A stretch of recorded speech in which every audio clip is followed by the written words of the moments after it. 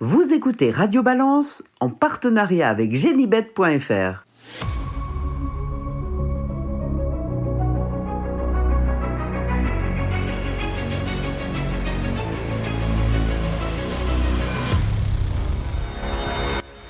Allez, bonjour à tous et bienvenue dans ce nouvel épisode de Radio Balance. On enregistre au Cardinal, porte de Saint-Cloud. Et avec moi, on a Gilles Barbarin qui était. Salut Gilles. Oui, bonjour Samy, bonjour à toutes et à tous.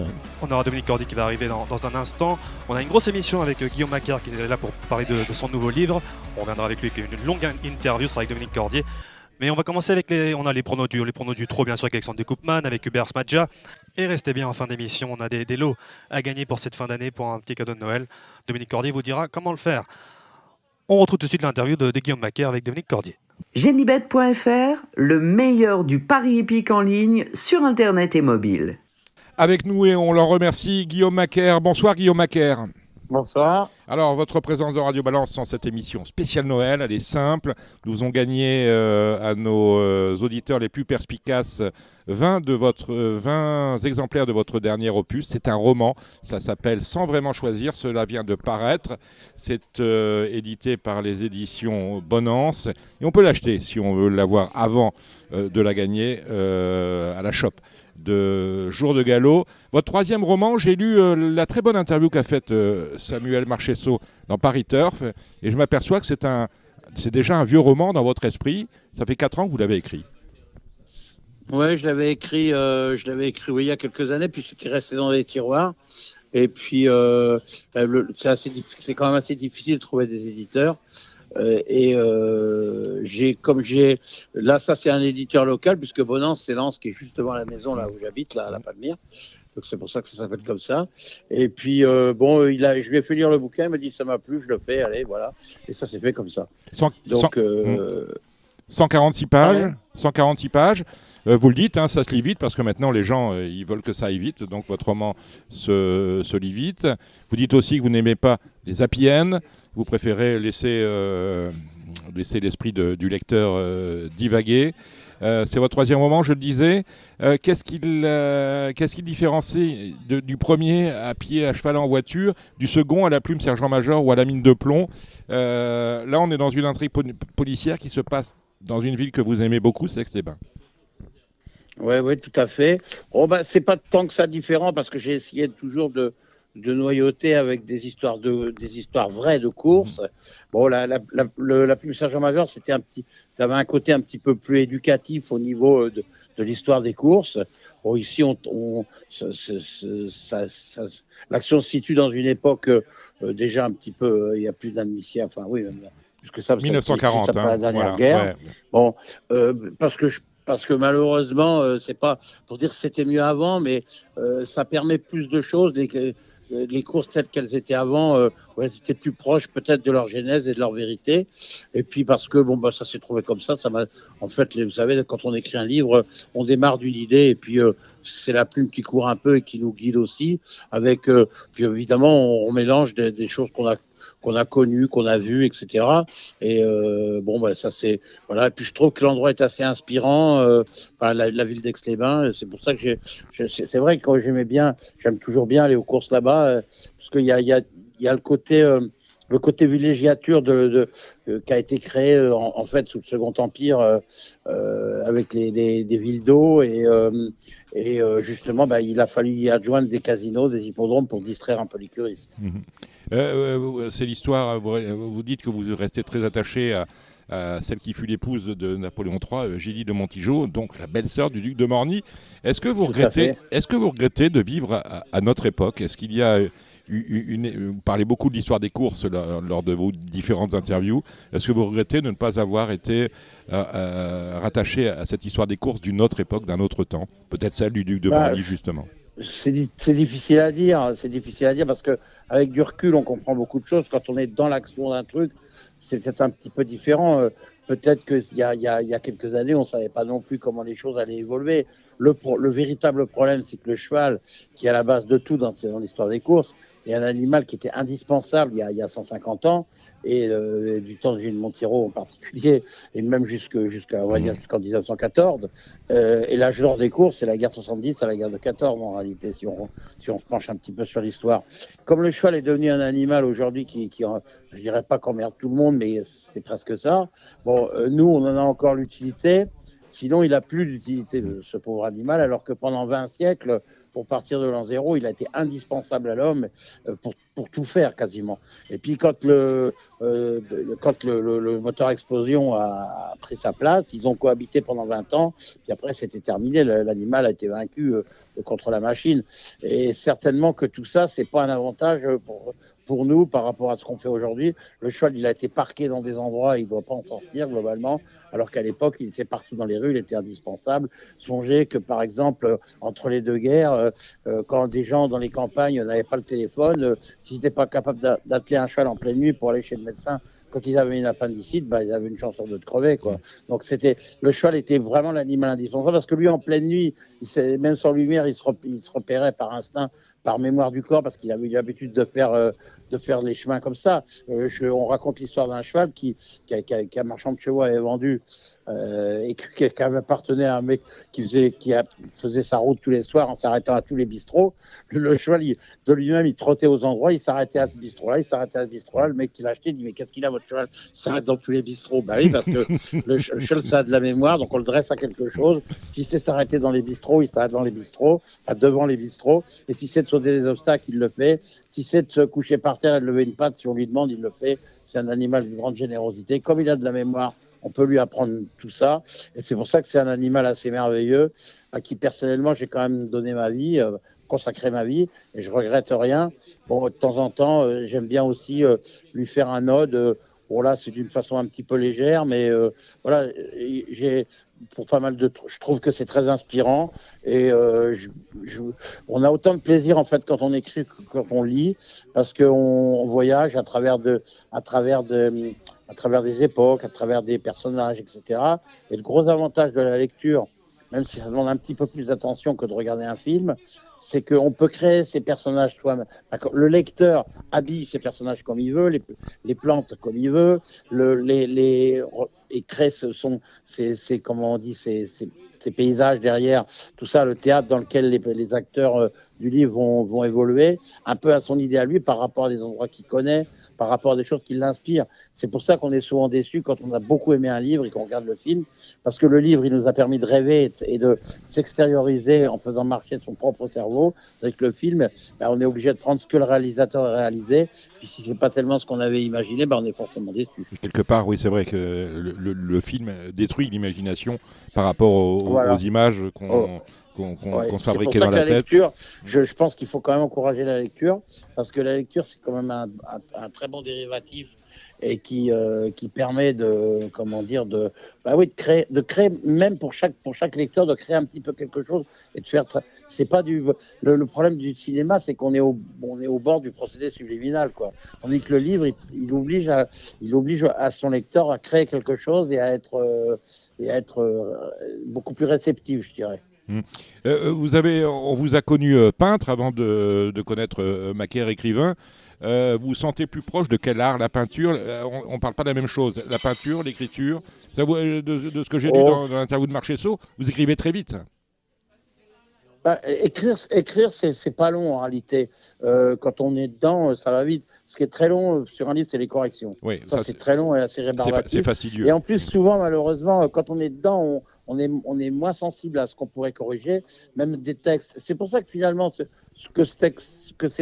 bouquin-là soit resté dans un tiroir, c'est bien, parce que je l'ai repris après, ça m'a permis de le retravailler avec un peu plus de recul, et c'est pas gênant du tout, je pense. Et par rapport à la peinture, vous sentez aujourd'hui, parce que je ne sais pas si vous peignez encore, mais vous êtes vous sentez foncièrement plus proche de quel art? Je ne sais pas que je sois plus proche, si vous voulez, c'est que la peinture, j'ai surtout peint des chevaux aussi pour essayer d'être un tout petit peu historique, en peignant des chevaux qui, à travers les époques, ont marqué un peu l'histoire des courses. Donc c'est parce que c'est parce que ça, quand c'est pareil, un peu pareil, quand on est devant un tableau et qu'on crée quelque chose, en s'inspirant évidemment de quelque chose de précis. On s'évade complètement. Et puis on est tout seul. On n'est pas contraint. On n'a pas on n'a pas tout ce que, si vous voulez, dans mon métier d'entraîneur, on est tributaire de gens qui travaillent pour vous et qui font pas exactement les choses, qui les interprètent pas exactement comme on aurait voulu le faire. Et parfois, c'est assez gênant. Bon, tandis que quand on est devant une toile, on est tout seul. Si ça va pas, on n'a qu'à s'en prendre à soi-même et pour recommencer. Et on n'est pas tributaire des autres. Pareil quand on écrit. On écrit, après quand on le relit, ça va pas, on corrige, on change. Voilà, on peut recommencer plein de fois. La peinture, on remet un peu, on remet si c'est de la peinture, à part de l'aquarelle, mais la peinture à l'huile, on remet du blanc, on refait autre chose. S'il y a des bouts qui va, enfin voilà, on peut retoucher facilement et donner une autre impression. Puis parfois, ça veut aller bien, des fois ça veut aller moins bien. C'est pareil quand on écrit, on peut être inspiré, pas inspiré. Voilà. Après, tout dépend de la longueur des textes, parce que quand c'est très long, bon, faut s'y atteler un peu plus. Mais quand j'ai écrit aussi, il m'est arrivé d'écrire des chansons aussi. Quand on écrit une chanson, c'est quand même assez court, mais le poids des mots étant très important, la langue française permet beaucoup de choses. Dans la qualité des textes.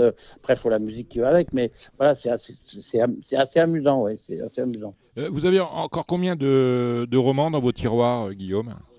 J'en ai un autre, mais qui parle de chevaux aussi, parce que c'est sur la vénerie, qui doit paraître au mois de septembre l'année prochaine. Après, si me revient l'idée d'écrire quelque chose, j'ai commencé à écrire un autre livre sur les courses. Là, c'est des nouvelles, parce que ça permet de varier beaucoup les genres. Justement, le livre sur la vénerie, c'est des nouvelles, donc c'est un peu dans toutes les époques, aussi bien sous le Second Empire que de nos jours, donc où j'ai fait parler un chien, un cheval, enfin des gens, enfin il y a toutes sortes d'histoires. Et j'ai un peu essayé ce style-là aussi sur la vie des courses et sur des histoires un peu plus courtes comme ça, qui permettent d'être assez intenses aussi, et je le répète, très variées. Et c'est assez amusant parce que quand on fait lire les textes à des gens, il y en a, mettons, à 10 personnes différentes. S'il y a 10 nouvelles, il n'y en a pas un qui aime la même. Vous voyez, donc c'est bien, c'est varié et ça peut plaire à tout le monde. Et surtout, dans une époque où on lit beaucoup moins, ça permet d'avoir quelque chose de concis et qu'on peut lire le soir avant de s'endormir, et on va au bout de l'histoire parce que c'est une histoire qui n'est pas longue, une nouvelle. Donc ce genre-là me paraît assez bien pour les courses. Je me rappelle qu'Oméric, il avait fait ça une fois avec un livre de nouvelles comme ça, et je me souviens de pas mal de chapitres et d'histoires qu'il avait écrites. J'avais trouvé ça bien parce que justement c'était assez varié. C'était assez varié. Et là, comme l'occasion, je dis tiens, je vais faire ce genre-là. Ça permet je pense que c'est assez adapté à notre époque. En revanche, ce qu'il est moins, c'est le thème que vous choisissez, parce que la vénerie, pour le coup, c'est plus du tout dans l'air du temps. Pas plus que les courses, hein. C'est parce que vous êtes concerné par les courses, donc ça vous semble normal. Mais la vénerie, ça c'est pareil.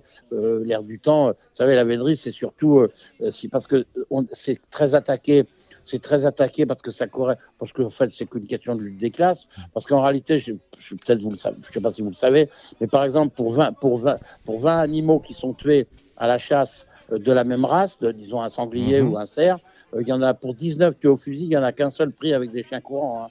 Donc vous voyez, la prédation de la vénerie, elle est dérisoire. En réalité, c'est parce que ça représente quelque chose des réminiscences de la monarchie, et que c'est ça qui dérange certaines personnes. Mais en réalité, dès l'instant où on les fait participer, ils changent complètement d'avis. Parce qu'en fait, c'est parce qu'ils ne connaissent pas du tout. Ça, il y a une grande règle de la vie, on ne peut aimer que ce qu'on connaît. On ne peut pas aimer ce qu'on ne connaît pas. Il faut connaître quelque chose, être un peu interpellé par cette chose-là, et après se plonger dedans complètement. Moi, j'ai fait ce métier uniquement parce qu'un jour, quand j'avais 10 ans, je suis compiègnois d'origine, on m'a emmené aux courses à Compiègne. J'avais jamais eu de contact avec les chevaux ni avec les courses, et j'ai vu ce spectacle. Ça m'a complètement bouleversé, et j'ai dit, ça sera ça ma vie. Voilà. Donc, si vous voulez, il y a beaucoup de choses qui peuvent être décriées aujourd'hui parce qu'on vit dans un monde différent, mais parce que les animaux dérangent, parce qu'on voudrait que les animaux, on voudrait que les lions mangent des feuilles, et que voilà, c'est pas possible. La nature, elle a une certaine rudesse. C'est pas les néo-ruraux qui peuvent connaître le système. Je vais refaire un petit retour historique. Sous l'Empire, par exemple, il y avait 80% de ruraux pour 20% d'urbains, et aujourd'hui, c'est absolument le contraire. Donc, les campagnes se vident considérablement, et les ruraux, après, ça sont il y a les néo-ruraux, mais ceux-là, ils font tuer les coqs parce que ça les dérange, qu'ils chantent à 4 heures du matin, et ils font boucher les mares parce que les grenouilles font du bruit et ça les empêche de dormir. Donc, c'est pas des vrais ruraux. Les vrais ruraux, ils acceptent la vie rurale telle qu'elle est, avec sa rudesse, avec beaucoup de choses. Mais c'est parce que les gens imaginent des trucs qui ne sont pas du tout la réalité, parce qu'ils n'y ont pas été confrontés. C'est pas totalement de leur faute, c'est simplement parce qu'ils ne peuvent pas connaître quelque chose auquel ils n'ont jamais été véritablement en contact. Si vous demandez à beaucoup de gens aussi, ils se rendent compte le fait qu'on fasse courir des chevaux qui n'ont rien demandé à personne. Mais s'il n'y a plus de chevaux, s'il n'y a plus de courses, il n'y aura plus de chevaux, parce que les courses, elles ont été inventées pour améliorer la race chevaline pour les chevaux de service, pour les chevaux de guerre. Quand l'automobile a pris le relais, ça a été la même chose. D'ailleurs, il y a quelque chose de symptomatique, c'est qu'on a utilisé les mêmes mots pour des voitures de course, on a dit écurie, paddock, etc. Donc c'est qu'on a repris les vocables qui correspondaient à ça. Et même les logos des marques montrent des chevaux, Ferrari, Lamborghini. Ouais, en plus, oui, en plus. Enfin voilà, ce que je veux dire. Et puis on dit le cheval vapeur, puisque ça a été bon. Donc je pense qu'en réalité, c'est que voilà, on n'y peut rien. C'est les temps qui changent. Depuis que le monde existe, il est comme ça. Il y a forcément une évolution. Et voilà. Donc nous, on peut aimer les chevaux parce que il y a un créneau dans lequel on est resté. En tout cas pour moi, auquel j'ai consacré ma vie. Mais forcément. Le cheval, quand il était indispensable à la vie de l'homme, on n'avait pas le même respect vis-à-vis de lui qu'on a aujourd'hui. Il y a beaucoup de gens qui voudraient qu'il n'y ait plus rien, qu'il n'y ait plus de chevaux, qu'il n'y ait plus de ceci, qu'il n'y ait plus de cela. Enfin, ce serait vite chiante, la vie, ça, ils ne s'en sont pas rendus compte. Et malgré tout, on a encore une chance par rapport à tout ce que les détracteurs ceux qui sont contre tout, en gros, mais qui sont souvent des gens qui, comme ils ne sont pas capables de construire quelque chose pour faire une action durable, ils détruisent parce qu'au moins ça, ils peuvent le faire. C'est un constat quand même très net. Et si vous voulez, il y a quand même une chose contre laquelle ils auront quand même un certain mal à nous éradiquer. Sinon ce serait déjà fait, c'est que tous les ans il y a une nouvelle génération de chevaux qui naît, une nouvelle génération d'animaux sauvages dans les forêts, une nouvelle génération de chiens dans les chenils, etc. Vous voyez ce que je veux dire? Donc alors on n'a pas abordé d'autres sujets comme les taureaux de combat ou des choses comme ça, mais c'est exactement pareil. J'allais y venir justement, parce que autant vous aimez la vénerie qui est quand même une activité transgressive aujourd'hui, autant vous aimez la corrida qui pour le coup est dans l'œil de ses détracteurs.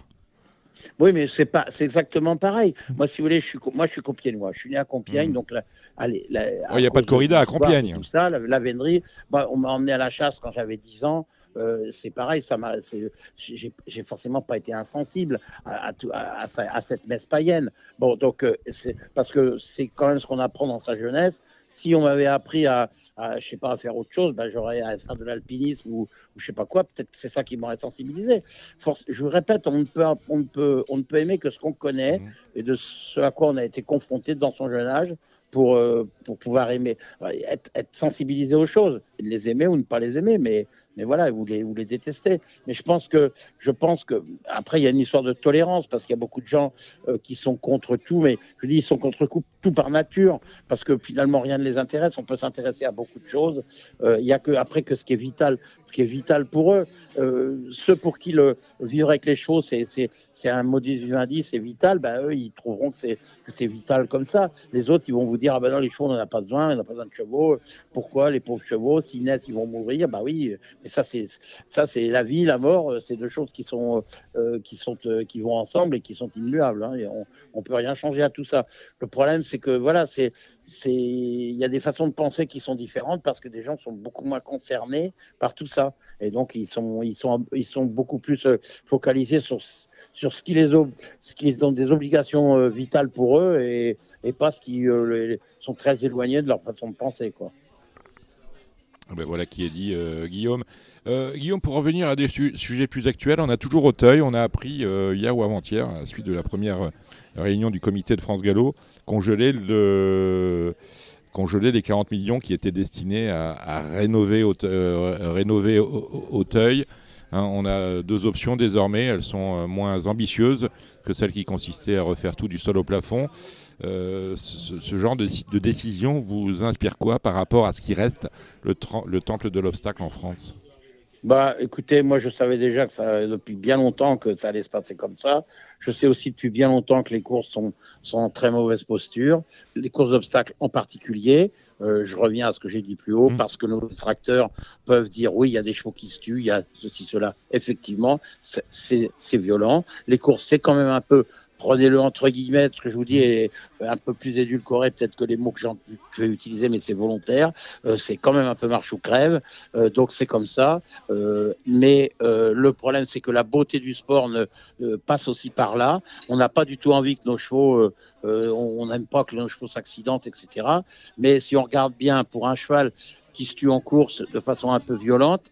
Par exemple, au trot, sur 12 000 naissances, tous les ans, il n'y a que 4 000 qualifiés. Donc tout le reste, bah, ça fait quoi? La boîte à chat, hein, c'est tout. Hein. Faut pas Seulement, c'est derrière le rideau, c'est propre. Personne ne le voit, c'est bien. Parce qu'on vit dans un monde où le faire savoir est beaucoup plus important, est devenu beaucoup plus important que le savoir-faire. Voilà. Alors c'est comme ça parce que les médias, parce que tout ça a fait que donc l'utilisation de tout ça, elle est pernicieuse. Mais si on revient beaucoup plus en arrière, Ésope disait déjà que la langue c'était ce qu'il y avait de meilleur et ce qu'il y avait de pire. Vous voyez, ça date pas d'hier. Mais le fait ce que je dis, faites pas ce que je fais, et toutes ces méthodes-là qui sont la partie apparente de l'iceberg aujourd'hui sont devenues très importantes et plus importantes. La forme qu'elle génère est plus importante que le fond qui est leur base, souvent. Vous disiez, je disais en préambule, vous n'aimez pas, vous l'avez dit dans l'interview de Marchesso, vous n'êtes pas fan des APN, plutôt fan des cliffhangers, hein, ces fins où on crée une forte attente. Vous êtes pessimiste? Enfin, ça dépend, ça s'est trouvé un peu comme ça aussi.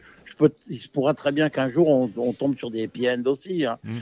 C'est pas du tout là justement dans les livres dans le livre que je suis en train d'écrire où c'est des nouvelles, il y a pas mal de happy end aussi. Par moment, ça finit bien.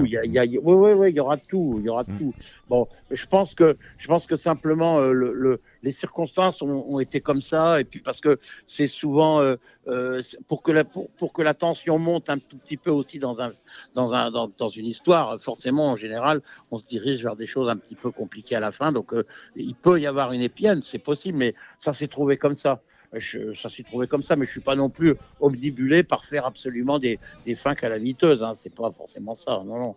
Là, le problème, c'est que si vous voulez en faire un parallèle avec l'histoire des courses, ça n'en a pas du tout. Hein. Non. Le problème, c'est que je vous dis, les courses d'obstacles, elles sont forcément critiquées parce qu'il y a du visuel qui dérange un peu les gens, mais ça fait partie du prix à payer. On fait pas les guerres sans mort. Hein. Quelque part, on est des guerriers, on est fiers de l'être, on n'a pas honte de ce qu'on fait. Moi, j'ai pas honte de ce que je fais. J'ai consacré ma vie aux chevaux et je fais en sorte qu'ils aient le maximum. C'est des guerriers, mais bon, forcément, il y a des accidents, mais il y a aussi des accidents chez les humains pour pas mal de trucs. Et il y a les sportifs. Évidemment, ils ont un raisonnement que le cheval n'a pas et qui sait pas. Comme les animaux ne savent pas qu'ils vont mourir, et jusqu'à la dernière seconde, ils ne le savent pas. Donc, ils prennent parfois des risques sans vraiment s'en rendre compte. C'est pour ça que le cheval, c'est les jambes, et l'homme, ça doit être la tête. Donc, l'art de l'entraînement et de la course, c'est justement d'avoir une parfaite connaissance du cheval, de ses moyens, de ses aptitudes, pour lui demander ce qu'il peut faire et non pas ce qu'il peut pas faire. Le mettre en situation dangereuse. Par rapport à ces sujets sociétaux que sont aujourd'hui notamment le bien-être équin, vous vous situez comment? Parce qu'on a l'impression qu'il y a de plus en plus de sensibleries qui nuisent à toutes les activités historiques dont vous parlez, la vénerie, la corrida, les courses de chevaux. Ouais, c'est exactement ça. La sensibilité et la sensiblerie ne sont pas du tout la même chose. Elles sont même tout à fait opposées. Et la grandeur d'âme aussi intervient dans tout ça. La beauté du sport, la beauté du geste, voilà, c'est tout. Voilà, imaginez-vous qu'en 1914, il y a eu 1,8 million de chevaux et de mulets tués au front. Donc c'était complètement différent. On était dans un autre monde là. Il y avait une rudesse de vie. Les enfants allaient aux cochons jusque entre les deux guerres. C'était fréquent que dans les campagnes, les nouveau-nés indésirés, ils allaient aux cochons. Hein. Vous connaissez l'expression, si les petits, on fera quelque chose de lui. Si les petits cochons ne mangent pas, ben ça venait de ça. Hein. Parce que les cochons, les gosses, enfin les nouveau-nés qui n'ont pas de dents, ils mangent tout. Il y a aucune trace, tout a disparu. Ça se fait encore en Colombie. Hein. Ça se fait encore en Colombie. Ça se fait encore en Colombie avec des adultes. Hein. Oui, oui, bah, il y a encore des pays arriérés où ça se fait encore, je sais bien. Bon, bah, avec des adultes qui laissent les dents ou ils laissent autre chose. Oui. Hein. Si le mec il a une chevalière qu'on ne peut pas enlever, elle reste, on la retrouvera quand même. Mais enfin bon, c'est anecdotique. Mais ce que je veux dire, c'est que voilà, il y a une. Comment on est, c'est les gens qui, comme dit la formule, la critique est facile, l'art est nettement plus difficile. Bon, donc moi je me constate là, je me borne à constater des faits. À la limite, il y a des choses, je les juge pas, c'est pas à moi de les juger. C'est comme ça. Il y a des choses qui se sont faites parce qu'elles devaient se faire. Alors après, est-ce que c'est mieux, est-ce que c'est moins bien? Ça, chacun peut avoir son avis, a le droit d'avoir son avis. On est encore en démocratie, chacun fait comme il veut. La seule chose que je déplore, c'est les redresseurs de tort qui emmerdent les autres qui font quelque chose, alors qu'eux, comme ils font rien, bah, ils font chier les autres parce qu'ils n'ont pas d'autre solution. Il n'y a que ça pour les occuper, en gros. Guillaume Macaire, toujours tête de liste en obstacle cette année, associé avec Hector de la Genette désormais. Pourtant, pas de crack. Est-ce que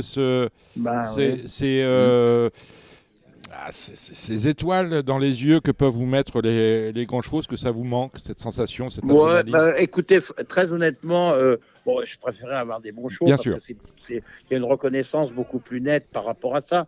Mais vous savez, donc à un moment donné, on est obligé de se dire une chose. Gagner 10 prix de 10 000 avec 10 chevaux différents, on peut encore arriver à le faire. Gagner un prix de 100 000 avec un seul cheval parce qu'il est bon, bah, si on ne l'a pas, on ne peut pas le faire. Bon, alors il y a un tas d'éléments qui font que, bon, j'ai été des fois très très bien servi, on peut pas toujours être, il y a des années un peu plus creuses, etc. Mais le plus important, c'est d'y croire. Et comme par chance, le plaisir n'est pas quantitatif, parfois j'ai des journées très émotionnantes qui sont pas forcément de gagner un gros pain. Et je vais être franc avec vous, il m'est arrivé parfois de gagner un gros pain et j'avais pas de réel plaisir, j'ai eu un soulagement parce qu'il fallait que je le gagne, sinon j'allais me faire défoncer ou conspuer.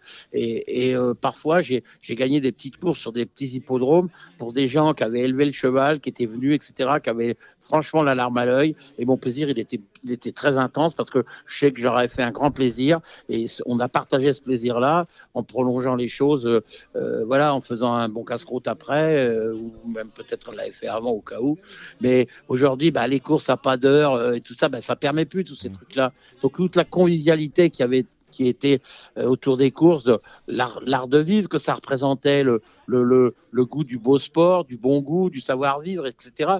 Bah, tout ça, on l'a un petit peu quand même nettement éliminé, en faisant des courses à pas d'heure où ça devient une industrie, et seulement une industrie. N'oubliez pas qu'on est parti d'un concept qui était Sport of the King, et aujourd'hui ça s'appelle Racing Industry, donc c'est pas tout à fait la même chose. Et est-ce que les courses avaient vraiment vocation à être une Racing Industry? Pour défendre l'affaire, je dirais que sinon peut-être que les courses n'existeraient plus parce que c'est l'argent qui leur a permis, enfin le côté industriel des choses qui leur a permis d'exister. C'est l'argent qui les a, c'est l'argent qui leur a permis de se maintenir. Il ne faudrait pas que ce soit l'argent qui les tue.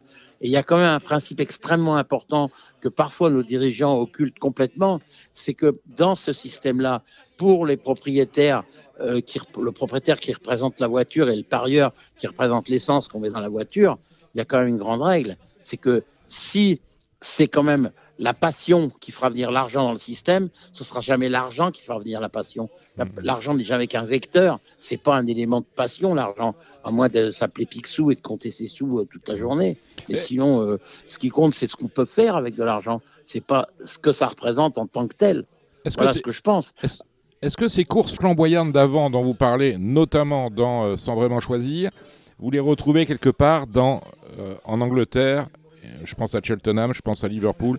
Est-ce que vous retrouvez cet esprit qu'on a un peu perdu chez nous, de ce côté-ci de la Manche, de l'autre côté? En Angleterre, vous savez, à part les grands meetings, quand vous allez aux courses dans des campagnes en semaine, c'est comme en France. Hein. On se bouscule pas au portillon, surtout l'hiver et tout ça. Bon, donc il y a les grands rendez-vous qui sont particulièrement qui sont particulièrement suivis et attractifs. Bon, parce que les courses sont restées par nature en Angleterre, c'est là qu'elles sont nées d'abord, et elles ont quand même gardé un peu de lettre de noblesse, mais elles ont aussi quand même un peu de plomb dans l'aile aussi. Faut pas croire que c'est si merveilleux que ça, hein. On pense toujours que l'herbe du voisin est plus verte, mais c'est oui, de loin, mais quand on se penche un peu sur l'affaire, c'est pas si simple que ça. Vous savez, les courses, le premier grand type de Merano, Grand Premio Merano que j'ai gagné il y a 21 ans maintenant, l'allocation à cette époque-là n'était que 30 000 euros inférieur au Grand Type de Paris.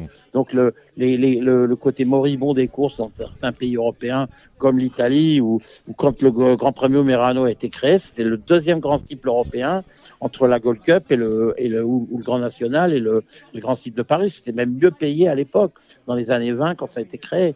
Donc les choses, elles évoluent. En Allemagne, il y avait des courses qui étaient convenablement dotées, et il y avait des courses d'obstacles. Il y avait un vrai programme de courses d'obstacles qui n'existe plus du tout. Bon, moi j'ai gagné le Grand Type de Bruxelles en 95 ou quelque chose comme ça, 94 ou 95. C'était la dernière année où il a été couru sur l'hippodrome de Groenendael, qui était un hippodrome magnifique dans la forêt, là, avec une ligne droite de 1600 mètres, c'était magnifique. Et tout ça n'existe plus. Les courses, elles se sont beaucoup étiolées. Quand on a connu l'hippodrome d'Ostende, pour reparler de la Belgique, tel qu'il était dans les années 50-60, et bon, maintenant il est complètement coupé en deux, enfin ça ressemble plus à rien. Bon, c'était le meeting d'Ostende, il y avait les Anglais qui venaient, il y avait tout ça, ils avaient juste la Manche à traverser, c'était pas si compliqué que ça en bateau, et voilà, ça avait de la gueule, hein. C'était le Deauville de la mer du Nord, quoi. Bon, il y avait voilà, les choses, c'est comme ça, au tempore Morès, mais forcément on a un petit peu de nostalgie par une époque, une époque qui n'existe plus, et où les courses étaient quand même un sport à part entière, et qui était encore assez adulé par le public, et qui représentait quelque chose. Dans une pièce de Sacha Guitry, je crois que c'est Désiré, peut-être que je me trompe sur la pièce, mais dans une pièce de Sacha Guitry, à un moment donné dans la pièce, d'ailleurs c'est Sacha Guitry qui me tenait le rôle, et il lui disait, on lui posait la question, quand est-ce que mais vous partez pas à Deauville la semaine prochaine? Ah, il dit non, cher ami, je ne pars pas avant que le Grand Prix soit couru. Le Grand Prix de Paris, et c'était à l'époque un événement excessivement important.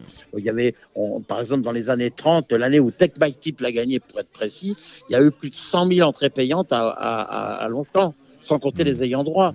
Donc le Grand Prix de Paris, pour que dans une pièce, Sacha Guitry écrive non, je ne pars pas avant que le Grand Prix soit couru, je ne pars pas à Deauville que le Grand Prix soit couru, ça veut tout dire. Les courses, c'était quand même un truc hyper important. C'était avant, le président de la République ne manquait pas de ces événements-là, et c'était aujourd'hui, il peut pas y aller, il faut qu'il se cache, parce que sinon, non, c'est pas possible. Vous voyez, c'est tout à fait une autre époque. C'est une autre époque. Alors aujourd'hui, à Auteuil, on compte les spectateurs, réunion du Grand Steeplechase comprise. On s'aperçoit qu'on a l'impression, c'est même vérifié lorsqu'on regarde les réductions kilométriques, pour parler techniquement, que les courses sont beaucoup trop rapides, et que les courses d'obstacles, on va paraphraser Gilles Barbarin, ce ne sont pas des courses de vitesse. Non, mais le problème, c'est que, en croyant bien, le mieux est l'ennemi du bien. Le drainage d'Auteuil a compté pour beaucoup. Il y a plein d'éléments collatéraux qui font que les courses ont changé, et qu'elles sont. Alors, il y a énormément de casse à cause de ça. C'est beaucoup plus compliqué. Et si on veut moi, j'évite de courir des 3 ans maintenant à Auteuil, parce que les vitesses qu'il y a, les chevaux peuvent pas durer. C'est impossible qu'ils durent. Donc, avant, on pouvait gagner avec un 3 ans, débuter à 3 ans et gagner le Grand Cycle de Paris. Aujourd'hui, je pense que c'est des chevaux qui vont faire des carrières soutenues à 3 ans, c'est mort pour eux. Ils iront pas jusqu'au Grand Cycle, ils fumeront avant, hein. C'est pas possible, ça. Donc, alors, c'est un choix maintenant. Alors, si le fait que, si vous voulez, Auteuil a été drainé de façon très réussie, mais seulement quand vous êtes sur une route où il y a des trous, des nids de poules, etc., vous pouvez pas rouler trop vite. Si vous êtes sur une autoroute, vous pouvez appuyer le pied sous le champignon, il n'y a pas de limite. Bon, là, c'est pareil. Les chevaux, ils faisaient des fautes de terrain, il fallait qu'ils se rattrapent, tout ça, donc ça les empêchait de s'élancer, si j'ose dire, et de gagner en vitesse. Donc, c'était quand même ça les protégeait un petit peu. Et les gens ont pensé que c'était le contraire. Mais c'est souvent comme ça, comme pour beaucoup de choses où c'est pareil par rapport à ce qu'on fait avec les chevaux, etc. Beaucoup de gens pensent qu'on est des assassins, on est ci, on est là, mais c'est parce qu'ils n'ont pas du tout pénétré le sujet. Et je le répète, il n'est pas rare que le mieux soit l'ennemi du bien. Pas toujours, évidemment, mais voilà, donc il y a des choses qui sont... les jockeys ont changé leur façon de monter, il y a plein d'éléments qui sont très, très différents. Plein d'éléments. Les chevaux sont hyper dressés, très, très, très au point. Donc aujourd'hui, si vous regardez un dernier tournoi à Hauteuil et que vous savez pas que vous êtes à Hauteuil, vous savez pas si c'est une course plate ou une course d'obstacle. Le peloton est tellement serré, les chevaux sont les uns dans les autres et ils galopent avec une action aussi légère que des chevaux de plat, de façon non besogneuse. Ils sont si dans des courses de 3 ans, il y a 9 partants dans une course, ils sont 8 de front sur l'avant-dernière. Il y en a peut-être un qui s'est perdu en route, mais c'est tout. Et voilà, et ça va être des courses extrêmement exigeantes pour les chevaux. Donc ils soient hyper préparés. Ils sont, à mon avis, aujourd'hui surentraînés si on veut être compétitif. Donc tout ça ne fragilise encore plus la race. Et puis ça peut être long en diatribe parce qu'il y a plein d'éléments collatéraux. Il y a le fait que les étalons, avant les étalons, les gens qui élevaient pour élever des gagnants, pas pour vendre du sperme. Et aujourd'hui, il y a des étalons qui n'ont pas fait carrière, qui ont eu des problèmes osseux, tendineux et qui vont quand même, parce qu'ils avaient montré de la qualité, qui vont quand même au haras, parce qu'on profite du système pour vendre des saillies. C'est une action commerciale. On y est revenu, Racing Industry. Quand les grands éleveurs d'autrefois avaient un cheval, même qui avait été, je parle en plat, mais qui avait été classique à 3 ans et qui n'avait pas complété une année sans tendon ni fracture, il était souffleur, il n'était pas étalon, parce que Marcel Boussac ou des grandes Kazakhs comme ça, ils voulaient élever des champions, ils n'étaient pas marchands de sperme, ça les intéressait pas. Accessoirement, ils le faisaient, mais ils le faisaient pour pas être trop autarcique, mais c'était que pour ça, parce que c'est pas du tout ce qui les intéressait. Cette année, vous courez beaucoup à Paris avec vos bons chevaux, à Pau avec vos bons chevaux, à Paris à Pau, parce qu'on est en plein meeting de Pau. Pourquoi ? Parce que ça s'est trouvé comme ça. Il y a des chevaux qui ont repris leur activité un peu plus tard parce qu'ils avaient eu ils n'ont pas fait une saison. Ils avaient commencé tard en saison. Cette année, il faut bien voir qu'il y a beaucoup moins d'engagés à Pau que les autres années. Il y a beaucoup d'entraîneurs qui se sont moins déplacés pour un tas de raisons aussi. Et c'est pas forcément voulu de leur part, mais ils ont été contraints par des systèmes qui a fait il a fallu qu'ils s'adaptent. Nous, on est quand même dans le sud-ouest, on n'est pas loin de Pau. Bon, Pau, ça fait aussi, on court pas énormément. Enfin, je fais pas de Pau une priorité, mais c'est vrai qu'on a quelques partants là et que voilà, il y a en plus les Anglos ont un programme particulier là-bas, donc on court les Anglos déjà. Après, il y a des chevaux qu'on peut débuter là-bas parce qu'il y a des courses de débutants, c'est pas pour autant qu'on va exploiter le meeting à fond. On court une fois, 2 fois, puis voilà. Mais ça nous les met en route parce que des chevaux qui étaient mûrs à débuter nettement plus tard, quoi. Pau, c'est un hippodrome très particulier et tous les chevaux pourront pas s'y adapter, mais il y a des chevaux qui peuvent s'y adapter, donc pourquoi pas essayer. Je pense notamment, je parlais des bons chevaux que vous débutiez à Pau. Oui, lui a débuté récemment à Pau. C'est Gaëlo Conti, par exemple, qui s'est classé à l'arrivée. Mais cette année, il a fait une rentrée tardive au mois de début novembre avec les Dumènes. Bon, après, il a gagné Grand Cycle de Bordeaux. Bon, là, il avait cette course-là. Bon, peut-être que c'était un peu rapproché. Il y a des excuses. Bon, d'abord, il n'est pas battu de 100 mètres. Il est battu de mi-longueur, je crois. Il n'y a pas non plus la ligne droite. Non. Après, il est battu parce que sur un cheval qui avant le coup, je pensais pas qu'il nous battrait. On a fait un tour au galop de chasse. Ça n'a pas été assez sélectif. Et je pense que c'est pas un cheval à courir très rapproché. J'ai regardé, j'ai refait un petit retour en arrière. J'ai vu qu'à chaque fois qu'on l'avait couru un peu rapproché, il avait beaucoup moins bien couru. Là, il y avait 15 jours entre les deux courses. Et peut-être que il était un peu moins saignant, le cheval, et qu'il avait besoin de... Maintenant, je pense qu'une course plus sélective aurait rendu les choses un petit peu différentes. Voilà, pour trouver des excuses, mais je trouve pas d'excuses. Il est second. C'est pas non plus la fin du monde. Hein. Il y aura d'autres courses à recourir. On vous verra à Pau. Est-ce qu'on vous verra à Cagnes-sur-Mer également ? Ah non, Cagnes-sur-Mer, c'est non. Je sais pas. Cagnes-sur-Mer, alors Cagnes-sur-mer, s'il y a un hippodrome quand on regarde les courses à Cagnes-sur-Mer, c'est laid. À regarder, c'est pas beau. Moi, ça me plaît pas. Franchement, Cagnes-sur-Mer. Comprenez, Cagnes-sur-Mer, c'était un hippodrome qui avant était 2 fois plus grand en surface et de longueur de piste, etc. Maintenant, c'est une espèce de tourniquet où les obstacles, il n'y a pas grand-chose à sauter. Bon, les S à peu près, le steeple, c'est quand même du steeple au rabais. Bon, les chevaux, franchement, ça fait pas des belles courses à regarder. Pau, c'est déjà quand même un peu mieux. Maintenant, Pau, c'est aussi un hippodrome qui est très particulier parce qu'il y a 4 tournants et du coup, il faut des chevaux qui s'équilibrent particulièrement bien et qui a une façon de faire qui les avantage. Mais c'est quand même, ça fait aussi partie de la variété d'hippodromes en France, où imaginons que si c'était à Pau, qu'il y ait tout l'argent, que les plus belles courses soient à Pau, il faudrait fabriquer des chevaux qui soient adaptés à ça, plus adaptés à Pau où l'aptitude d'Auteuil n'est pas du tout la même. Par exemple, j'ai un 3 ans là, qui est engagé dans un type de débutant, qui vient de gagner à Auteuil, qui a couru qu'à Auteuil, qui est 3e, second, puis gagné, qui doit être un bon cheval, qui a bien gagné la dernière fois, et qui est engagé dans des courses de 3 ans en steeple pour le débuter en steeple. Je sais pas encore si je vais le faire parce que je pense qu'il va être trop lent.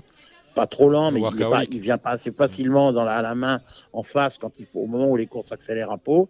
Et si on est obligé de les obliger à faire quelque chose qui n'est pas vraiment leur aptitude, automatiquement, ça marche pas parce qu'on est hors aptitude. Donc, l'aptitude de chaque cheval reste très différente dans la mesure où si des chevaux, peut-être que d'un point de vue qualité, s'ils sentaient qu'on pouvait donner quelque chose pour mesurer ça, ils soient à peu près équivalents. Après, ils sont plus doués pour faire ci, ils sont plus droitiers, plus gauchers. Ils préfèrent, c'est des chevaux qui sont des suiveurs, d'autres qui sont des chevaux dominants, enfin, etc., etc. Donc ça, c'est des éléments très importants. Le boulot de l'entraîneur, c'est de déceler ce que le cheval est plus adapté pour faire, ce qu'il aime faire, essayer de lui faire des choses qui le contrarient le moins possible et où il met en valeur une aptitude précise. Alors, le cheval dont vous parlez, c'est The Workaholic. Voilà. Non, c'est pas The Workaholic. The Workaholic vient de gagner. Oui. Il a gagné il y a 2 jours. Non, c'est pas The Workaholic. C'est comment il s'appelle ? C'est le Berlay qui a gagné l'autre jour. Là que j'ai oublié son prénom. Le frère de Castle du Berlay. Krone. Pardon ? Krone, voilà. Krone du Berlay. Bon, Krone du Berlay, il a gagné très facile à Auteuil l'autre jour. Bon, mais je pense que c'est un cheval qui a besoin de s'équilibrer en course. Il n'est pas si brillant que ça. Et à Pau, pour peu qu'il y ait 2-3 énervés qui partent à fond, dans le 3004, c'est des courses assez particulières à cause des 4 tournants. Et la notion de qualité peut être annihilée par la notion d'aptitude. Donc, peut-être que si on courra peut-être avec des chevaux ayant couru, comme on a fait avec The Workaholic, qui n'a pas couru dans une course d'inédit alors qu'il était inédit en style, mais parce que c'était 3009 et que le parcours est différent et permet davantage aux chevaux de s'équilibrer que parce que Pau, c'est un hippodrome particulier du fait qu'il y a 4 tournants. Il me reste 3 questions. Voilà. Ouais, il me reste 3 questions, Guillaume. La première, c'est le débat sur la saisonnalité des courses d'obstacles en France. Réchauffement climatique oblige. On parlait de la transgression. Là, c'est pareil, il faut changer les choses. Peut-être courir moins souvent. Oui et non, parce que c'est un débat ou pas ? Parce qu'on videra encore un peu plus les hippodromes.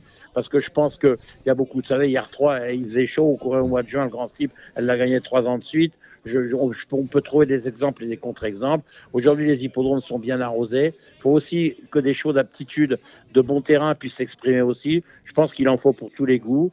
Alors, pour l'instant, de toute façon, on ne sera pas en mesure de tout changer et mettre tout l'hiver, ce ne sera pas possible. Bon, donc, parce que les hippodromes ne seront pas adaptés, le public ne viendra pas, enfin, ce sera encore plus compliqué. Maintenant, qu'on évite de courir effectivement et réagir quand il fait la cagnasse et tout ça, c'est très bien. Mais je pense que cette année, nous, on a demandé, on a vu des week-ends où il allait être un peu chaud. On a demandé aux dirigeants de changer un peu les horaires au dernier moment. Je parle de réunion PMH. Ils ont joué le jeu. On a commencé à 10h au lieu de commencer à 14h et ça s'est très bien passé. Vous savez, ce qu'il ne faut pas, c'est que la température extérieure soit supérieure à la température du corps. Là, c'est très dangereux pour les organismes. Mais même s'il fait 30, on s'habitue. On a même vu un truc, c'est que trop souvent, les records de vitesse, ils étaient battus quand il faisait chaud parce que les échanges gazeux se font peut-être un petit peu plus facilement. Et je ne dis pas que c'est forcément bon pour l'organisme, mais on a quand même des moyens de se rafraîchir, etc. Et ce qu'il faut. Voilà, c'est l'excès qui est toujours nuisible. C'est l'excès. Si les chevaux sont dans leur catégorie et font quelque chose qu'ils sont capables de faire, c'est pas plus dur qu'autre chose. Les histoires de température, c'est bien sûr que c'est un débat, mais c'est un peu un faux débat. Évidemment, si on court des chevaux qui sont pas prêts, qui ont des problèmes de saignement, qui ont des trucs comme ça, quand il fait très chaud, on s'expose à davantage de problèmes. Mais avec des animaux sains et sans trop de problèmes, et puis surtout, le problème qu'il y a, c'est que si on enlève à la province elle est extrêmement importante parce que c'est la base du système, les courses, on finira de les tuer. On a déjà bien commencé, on finira de les éradiquer définitivement. Hein. Et on n'en est pas très très loin là. Hein. Parce qu'il y a les dirigeants parfois, croyant bien faire, s'imaginent que, mais quand vous avez des présidents de sociétés de course, parfois en province, etc., qui ne sont jamais montés à cheval de leur vie, a fortiori qui n'ont jamais monté en course, qui savent à peine ce que c'est qu'un obstacle ou un cheval, qui n'ont pas de libre arbitre, malgré toute la bonne volonté qu'ils ont, parce qu'ils sont là uniquement parce qu'ils recherchent une forme de notabilité ou quelque chose comme ça, pour pouvoir asseoir une certaine façon un certain modus vivendi, ils écoutent le dernier qu'à parler, puisqu'ils ne sont pas capables de comprendre ce qui se passe. Véritablement. Quand on connaît le sujet, c'est pour ça qu'avant, quand il y avait beaucoup de militaires, etc., qui avaient tout fait à cheval, y compris la guerre et compagnie, ceux-là, ils pouvaient parler. En plus, ils avaient l'avantage d'être intègres, peut-être qu'on s'est moqué des militaires, etc., mais en tout cas, vous pouvez regarder que dans l'histoire des courses et des courses d'obstacles en particulier, ils ont souvent été à la manœuvre et ce qu'ils ont fait, ça a laissé des traces utiles. Quand Maurice Gillois, qui était un colonel certainement assez inflexible de l'armée française, il a décidé de faire la piste extérieure à Auteuil parce que les chevaux allaient trop vite et il y avait énormément de casse, etc. Il a dit on hérisse la piste d'obstacles un peu plus exigeant pour que les gars aillent moins vite. Il a eu une levée de bouclier, notamment de Maurice de Cuissène et de ses jockeys de l'époque, etc. En disant on ne viendra plus, on va tuer tous les chevaux, etc. Il a dit écoutez, si vous voulez, moi je vais prendre Il avait été tête de liste des amateurs plusieurs fois avant la guerre de 14. Ça se passait dans les années 25-30. Bon, il y avait donc un peu de temps qui s'était passé, mais il a dit si vous voulez, moi je vais prendre un cheval avec vous. Et si moi je peux la sauter, ces obstacles-là, vous pouvez aussi. Hein, alors ne me racontez pas de salade. Il n'a pas cédé. Et puis aujourd'hui, la piste extérieure, c'est ce qui fait la gloire d'Auteuil. Vous voyez, c'est souvent comme ça. Dès qu'on change quelque chose, autour des gens qui me disent ah bah oui, mais avant on faisait pas comme ça. Oui, mais il faut être un tout petit peu quand même précurseur et voir un peu plus loin que le visionnaire pour être créateur aussi. C'est important. Deuxième question, les 3 questions pour conclure, Guillaume. La deuxième, elle est très perso. Quel est l'étalon que vous avez fait dont vous êtes le plus fier? L'étalon d'obstacle, j'entends. Il y en a pas. Moi, j'ai appliqué certains préceptes, et notamment ceux que vous avez évoqués tout à l'heure. Quand c'est moi qui ai décidé, c'est des chevaux qui sont rentrés au haras, ils sont rentrés sains et nets. Ils n'ont jamais eu de tendon, ils n'avaient jamais eu de problème. Et c'est aussi pour ça ça a fonctionné. Et pour le dernier en date, Goliath du Berlay, l'autre jour au Ventes à Deauville, il y a un éleveur qui m'a dit non, ça va drôlement bien, Goliath du Berlay, ça marche vraiment bien. C'est vrai que ça, pour une première année de production sur une piste, il a quand même, on les a vus au premier rang, les chevaux. Et il m'a dit, mais moi, je dis oui, mais je sais aussi pourquoi ça marche. Et il m'a coupé, il m'a dit oui, parce que c'est un cheval, il n'a jamais vu une seringue, il n'a jamais vu un produit. Oui, c'est mieux il a toujours été nature. Et il n'y a rien d'artificiel dans ses performances. Ce qu'il a fait, il l'a fait parce qu'il pouvait le faire, c'est tout. C'était fait nature et il n'a pas été donc frelaté et il peut reproduire de façon vraiment bonne et vraiment remarquable même. Et la troisième question, c'est la dernière et ça va nous ramener au début de cet entretien. Guillaume, la peinture, on a coché la case, la littérature, on a coché la case. Est-ce que il y a 2 questions en une finalement. Est-ce qu'il y a d'autres arts qu'on ne connaît pas, nous, qui vous attirent? C'est la première question. Et la deuxième question, lorsque vous êtes allé la première fois à Compiègne, vous avez vu des chevaux, vous avez dit c'est ça que je veux faire. Je suppose que vous saviez déjà à cette époque-là peindre, en tout cas dessiner et écrire. Est-ce que vous n'avez jamais eu envie de devenir écrivain, poète, peintre, sculpteur, que sais-je? Quels sont les arts qui vous attirent encore et pourquoi pas avoir fait une carrière dans l'art? Parce que j'en sais rien, parce que ça s'est pas trouvé comme ça. Parce que c'était quand on est jeune, on veut bouger, on veut de l'action. Donc quand on a 10 ans, d'abord ce qu'on veut faire, c'est monter sur un cheval et je vais être jockey. Après on fait la suite, mais d'abord ça commence par ça. On veut être au cœur de l'action, on veut vivre les émotions intense que ça peut procurer. Bon, écrire, c'est déjà un truc que je dis pas que c'est un truc de vieux, mais c'est quand même un truc où on a pris un peu de recul par rapport à tout ça. Puis aussi, pour écrire, il faut avoir un peu d'expérience, parce que sinon, on n'a pas grand-chose à raconter. Si on écrit ses mémoires ou des choses comme ça. Il y en a qui écrivent leur mémoire à 28 ans. Hein. Bon, après la peinture, ma mère étant artiste, étant sculpteur et peintre, elle nous a, quand on était gamin, elle a épinglé elle a punaisé au mur des grandes feuilles blanches, et elle nous a donné de l'eau, de la peinture et des pinceaux, et on a barbouillé. Bon, donc, comme j'ai été élevé un peu avec une approche de l'art et de la peinture en général, j'ai été forcément sensibilisé. Si mes parents avaient été, vous voyez, je sais pas, moi, ils avaient fait autre chose, ils avaient été agriculteurs, ou ils avaient été, encore que j'ai rien du tout contre la ruralité, bien au contraire, j'aurais été peut-être sensibilisé à d'autres choses. Voilà, ça s'est trouvé comme ça, c'est les hasards de la vie. Hein. Si des enfants, les parents sont shintoïstes, les enfants ont peu de chance d'être musulmans. Hein. C'est comme ça.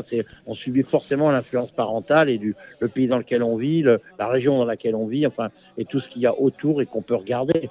Et pour ce qui est de l'art, je pense que et de l'esthétisme, etc., c'est gratuit. Chacun peut aller se promener dans une forêt, peut être devant la mer, tout ça, c'est gratuit. C'est pas payant. Hein. On peut tirer quintessence de chaque belle chose que la vie nous donne, et de toute façon totalement gratuite. On peut s'en nourrir, s'en imprégner, et après on peut effectivement essayer de le reproduire avec plus ou moins de bonheur sur un support quelconque avec des pinceaux et de la peinture, effectivement. Mais je pense que tout le monde peut le faire. Alors, j'aurais bien aimé être musicien. J'aurais bien aimé. Ça me manque un peu de pas maîtriser la musique, mais bon, voilà, on peut pas tout faire. Hein. Voilà, mais tout ce qui est artistique, je pense que c'est l'art qui permet de rendre la vie belle, parce qu'on peut l'adapter à sa façon de penser, à sa façon de vivre et à sa façon de l'apprécier. Et je vous dis, pour beaucoup de choses, c'est gratuit. Il n'y a pas besoin forcément et puis surtout, si on peut aimer ce qu'on veut. On peut aimer le rouge et pas aimer le noir. On peut aimer le vert et pas aimer le bleu. On fait comme on veut. Voilà, c'est ça l'avantage, c'est que tout ça c'est gratuit et qu'il n'y a personne qui nous oblige à dire c'est ça qu'il faut aimer et c'est ça qu'il faut pas aimer. Voilà, cette vie qu'on voudrait nous inculquer aujourd'hui, où le libre arbitre doit disparaître complètement et que c'est simplement la pensée unique. Il faut penser comme ça et pas autrement. Ça, c'est tout ce que j'exècre. Au contraire, moi, je pense qu'il faut ouvrir le débat au maximum et qu'il y aura un créneau pour tout le monde et il y aura de la place pour tout le monde. Si on est 2 à passer dans une porte, ça passe assez bien. Si on est 25, il y a forcément un bouchon. Mais aujourd'hui, voilà, ce que globalement l'exécutif essaie de mettre en place, c'est une sorte de pensée unique. Il faudrait penser que comme ça. Il n'y a que comme ça que c'est bien et c'est pas autrement. Bon, ça, c'est tout ce que j'exècre. Sans vraiment choisir, c'est le titre de votre roman. Et finalement, ça confirme, ça donne un peu de relief à votre conclusion, Guillaume Macaire. Sans vraiment choisir, c'est peut-être le secret d'une vie pleine finalement. Merci Guillaume Macaire d'être passé par Radio Balance. C'est toujours un plaisir. Et à très vite, Guillaume. À bientôt. Au revoir. Allez, maintenant on va passer au pronostic du galop avec vous, Samy Boisa, vous, Gilles Barbarin. Là, on a du pot, et du petit pot, du petit pornichet et du Deauville. Super Top 5, c'est lundi. Avec Genibet.fr, vous aurez toutes les infos pour faire votre papier, vous pourrez profiter des meilleurs rapports en jeu simple et surtout, vous ferez la différence avec le Super Top 5, le meilleur des paris sur la course événement. Allez, le galop, portion congrue, Gilles Barbarin. Bonjour Gilles. Oui, bonjour Dominique, bonjour à toutes et à tous. Bonjour Gilles. Bonjour, Samy, vous êtes avec nous depuis le départ. Hein, même avant, c'est vous qui avez installé le matériel, les branchements sont bien faits puisque je m'entends, donc c'est fantastique. Portion congrue au niveau du galop ce week-end, mon cher Gilles, avec une réunion mixte à Pau ce samedi, une réunion de galop à Pornichet dimanche et un super top 5 à Deauville. Lundi, on va commencer avec Pau, réunion mixte, 4 courses de place, 5 courses d'obstacles. À vous, messieurs, Moi, j'ai mal à la tête déjà. Moi, je sais pas, Ouais, le niveau de la vous Réunion. avez mal à la tête. Parce que le niveau de la Réunion, il me semble très faible. Bah, ça dépend. Vous avez un super cheval de cross qui a gagné le Grand Cross l'an passé, qui s'appelle Hip Hop Conti, qui est au départ de la deuxième et qui effectue sa rentrée. Donc là, c'est quand même un événement en soi. Et déjà, il vaut le déplacement parce que le cross à Pau, c'est quand même. C'est il y a- The Cross. C'est The Cross, voilà. Donc, la première, on a une course d'arabe pour 4 ans et plus. Ils sont que 5, mais bien malin. De chevaux arabes, hein. De pur sang arabe. Oui, mais qu'est-ce que Il y a j'ai bien dit une course d'arabe. Ah oui, deux chevaux arabes. Oui. Oui, faut faire attention à ce qu'on dit maintenant. Bah oui, parce que, attention. Oh là, ça, je peux finir Bah oui. dans la scène. On porte plainte, mais vous recevez du papier bleu pour moins que ça maintenant, Gilles. Hein. Oui, ça c'est sûr. Course de pur sang arabe, donc. Je dis qu'ils sont What Bass 5, Stables Cup. mais on n'a pas l'arrivée pour autant. Disons qu'entre le 2 Sawarim qui vient de triompher devant Envie, devant également Ivoire et Or et devant Éminence, mais qui les retrouve dans des conditions de poids complètement différentes. Bon, je ferai quand même confiance aux 2 Sawarim devant l'As Envie, et puis je reprendrai peut-être le 5 Éminence dont la tentative de rentrée a été quand même assez bonne. Avec un avantage au poids, elle peut bien faire. La deuxième, on est sur le cross. T'as parlé de la rentrée de Hip Hop Conti, le 1. Il fait sa rentrée. On est effectivement. Oui, c'est ça. C'est la deuxième. Non, là, la c'est deuxième, un petit jeu entre nous. Oui. Non, c'est la rentrée d'Hip Hop Conti. Donc, il aurait pu courir la dernière fois la course remportée le 11 décembre par Saint-Godefroy. Son entraîneur a choisi cette course-là. Bon, logiquement, il va arriver prêt, tout au moins suffisamment prêt pour s'imposer. Ça serait très décevant qu'il ne gagne pas. Donc, le 200 Hip Hop Conti. Après, on peut faire des jeux combinés. Un top 4, c'est ça? Top 4 ordre, ouais. Je mettrais quelque part le 6 Iridia, voire le 4 Hello de Sivola. En tout cas, oui, pour toi, c'est une bonne base pour être premier-deuxième. En tout cas, Hip Hop Conti, c'est une bonne base pour être premier-deuxième. Il va gagner, à mon sens, oui. La deuxième, on est sur les haies pour... Non, ça c'est la deuxième, on l'a faite. La troisième, pardon, la troisième. Les haies sur 3500 mètres, une classe 1 pour des 3 ans, Gilles. Dans cette épreuve, je vais suivre avec attention le Valeur du Berlay, parce que non pas que c'est un fils de Cocorico, mais c'est parce que c'est un fils de Vanik du Berlay. Et Vanik du Berlay ont été associés sur la location de cette super pouliche, qui avait été battue notamment par l'Autonomie. Lors des débuts de l'Autonomie. Il avait très bien débuté à Auteuil le 31 mars, derrière Love McDowell et Choc d'Or. Et puis après, ça a été de mal en pis, que ce soit à Compiègne et à Dieppe. Et il a eu un break. Bon, j'espère qu'il va triompher ici. Et tu l'as dit, c'est le 303 Valeur du Berlay. Après, derrière, même si les Nicole... à Pau, c'est pas tout à fait ça. Il faut quand même prendre peut-être le 6 inédit d'Amour. Et puis, je me méfierais beaucoup du 8 Esturgeon Bleu pour ceux qui veulent faire des top 4. La quatrième, c'est un steeple pour les Anglo-Arabes. Je ne me trompe pas. Est-ce que le 2 Phénomène Doc vient de gagner à Auteuil face à peu les mêmes? Est-ce qu'on le reprend? Oui, on va le reprendre, mais peut-être pas en tête. Je reprendrai moi en tête le pensionnaire de Hector de la Jeunette et de Guillaume Macaire, le 3 Jarouski. Cheval qui a souvent performé, souvent gagné d'ailleurs à Pau. Une défaite à Pau lorsqu'il est tombé. Oui, lorsqu'il est tombé, voilà. Donc je le reprendrai. Il est peut-être plus un cheval de Pau que d'Auteuil. Donc le 3 Jarouski. Et puis je ferai évidemment très attention au 4 Jamélia. Voilà, l'entraînement d'Éric Leray. Ce sont mes 2 chevaux dans l'ordre. La cinquième, c'est un réclamé sur les haies, 3800 mètres pour des 5 ans et plus. Oui, là, c'est un peu à chacun les siens. C'est entre ceux dont la forme n'est pas sûre, ceux dont la forme est sûre, mais qui ne sont pas très bons. Ou alors, timidement, je dirais le 2, Furioso. Je mettrai aussi un peu du 7, Espion de Vin-de-Scie.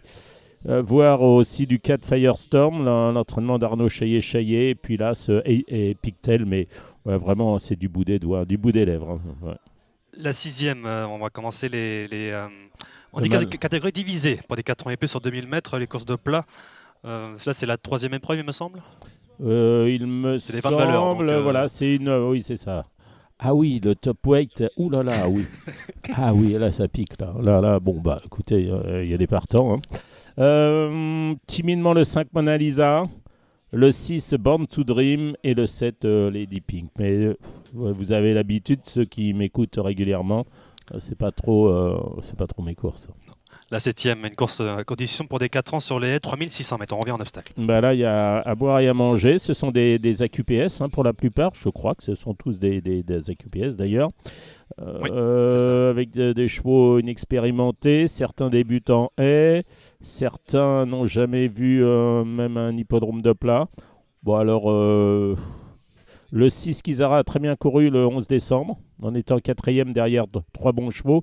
D'ailleurs, ce jour-là, je vous conseille de reprendre, quand vous verrez courir King of Freedom, l'entraînement d'Anne-Sophie Paco, la Kazakh du Haras de Saint-Voir. Je vous recommande ce cheval-là. Je pense qu'il va en gagner une rapidement. C'est un fils de Cocorico et de carte sur table. Donc, à reprendre.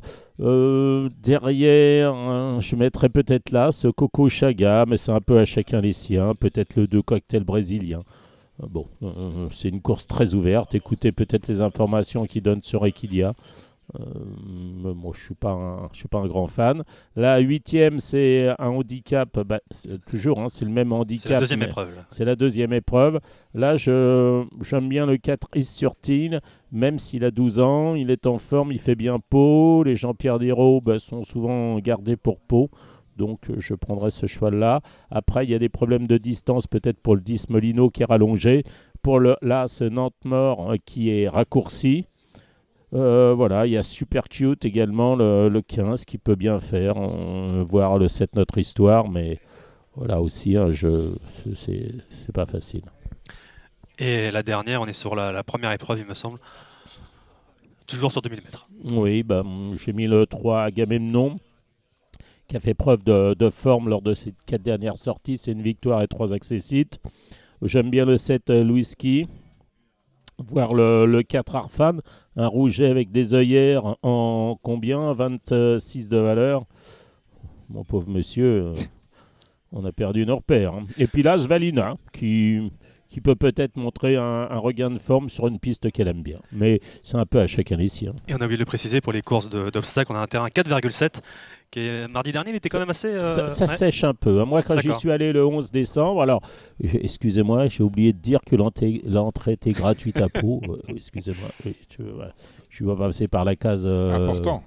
Oui, c'est important, mais ça, je ne le savais pas. Je suis allé tout petit. Vous ne payez jamais l'entrée, vous Non, j'ai des cartes pour ça. Voilà. Bon, on va faire pour Pau, ça c'est samedi. On va faire un petit tour à Pornichet dimanche.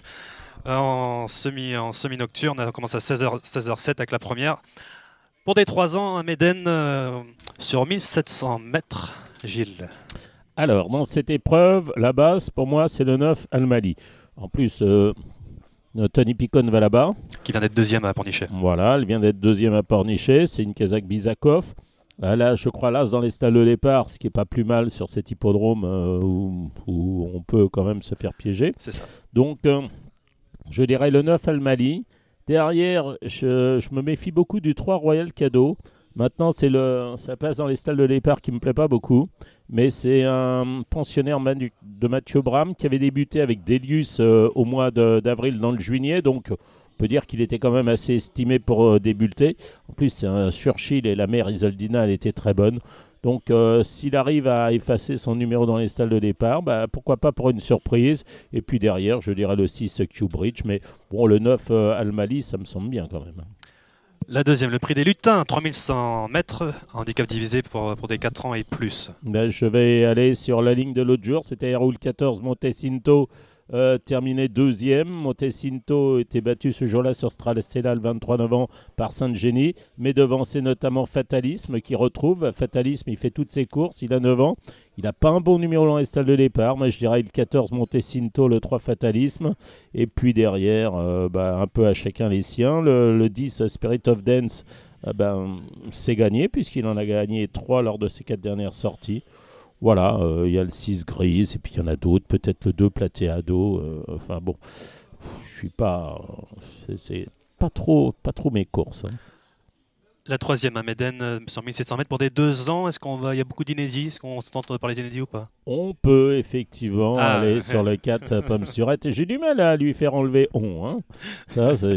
On va essayer. On va essayer. On va essayer. Non, essaye. Tu peux essayer. Le 4 Pomme Surette qui était supplémenté, qui a des sorties sur le gazon qui étaient correctes. L'autre jour, c'est une 6e place. Maintenant, le lot me semble pas très fort. Donc je dirais le 4 Pomme-Surette.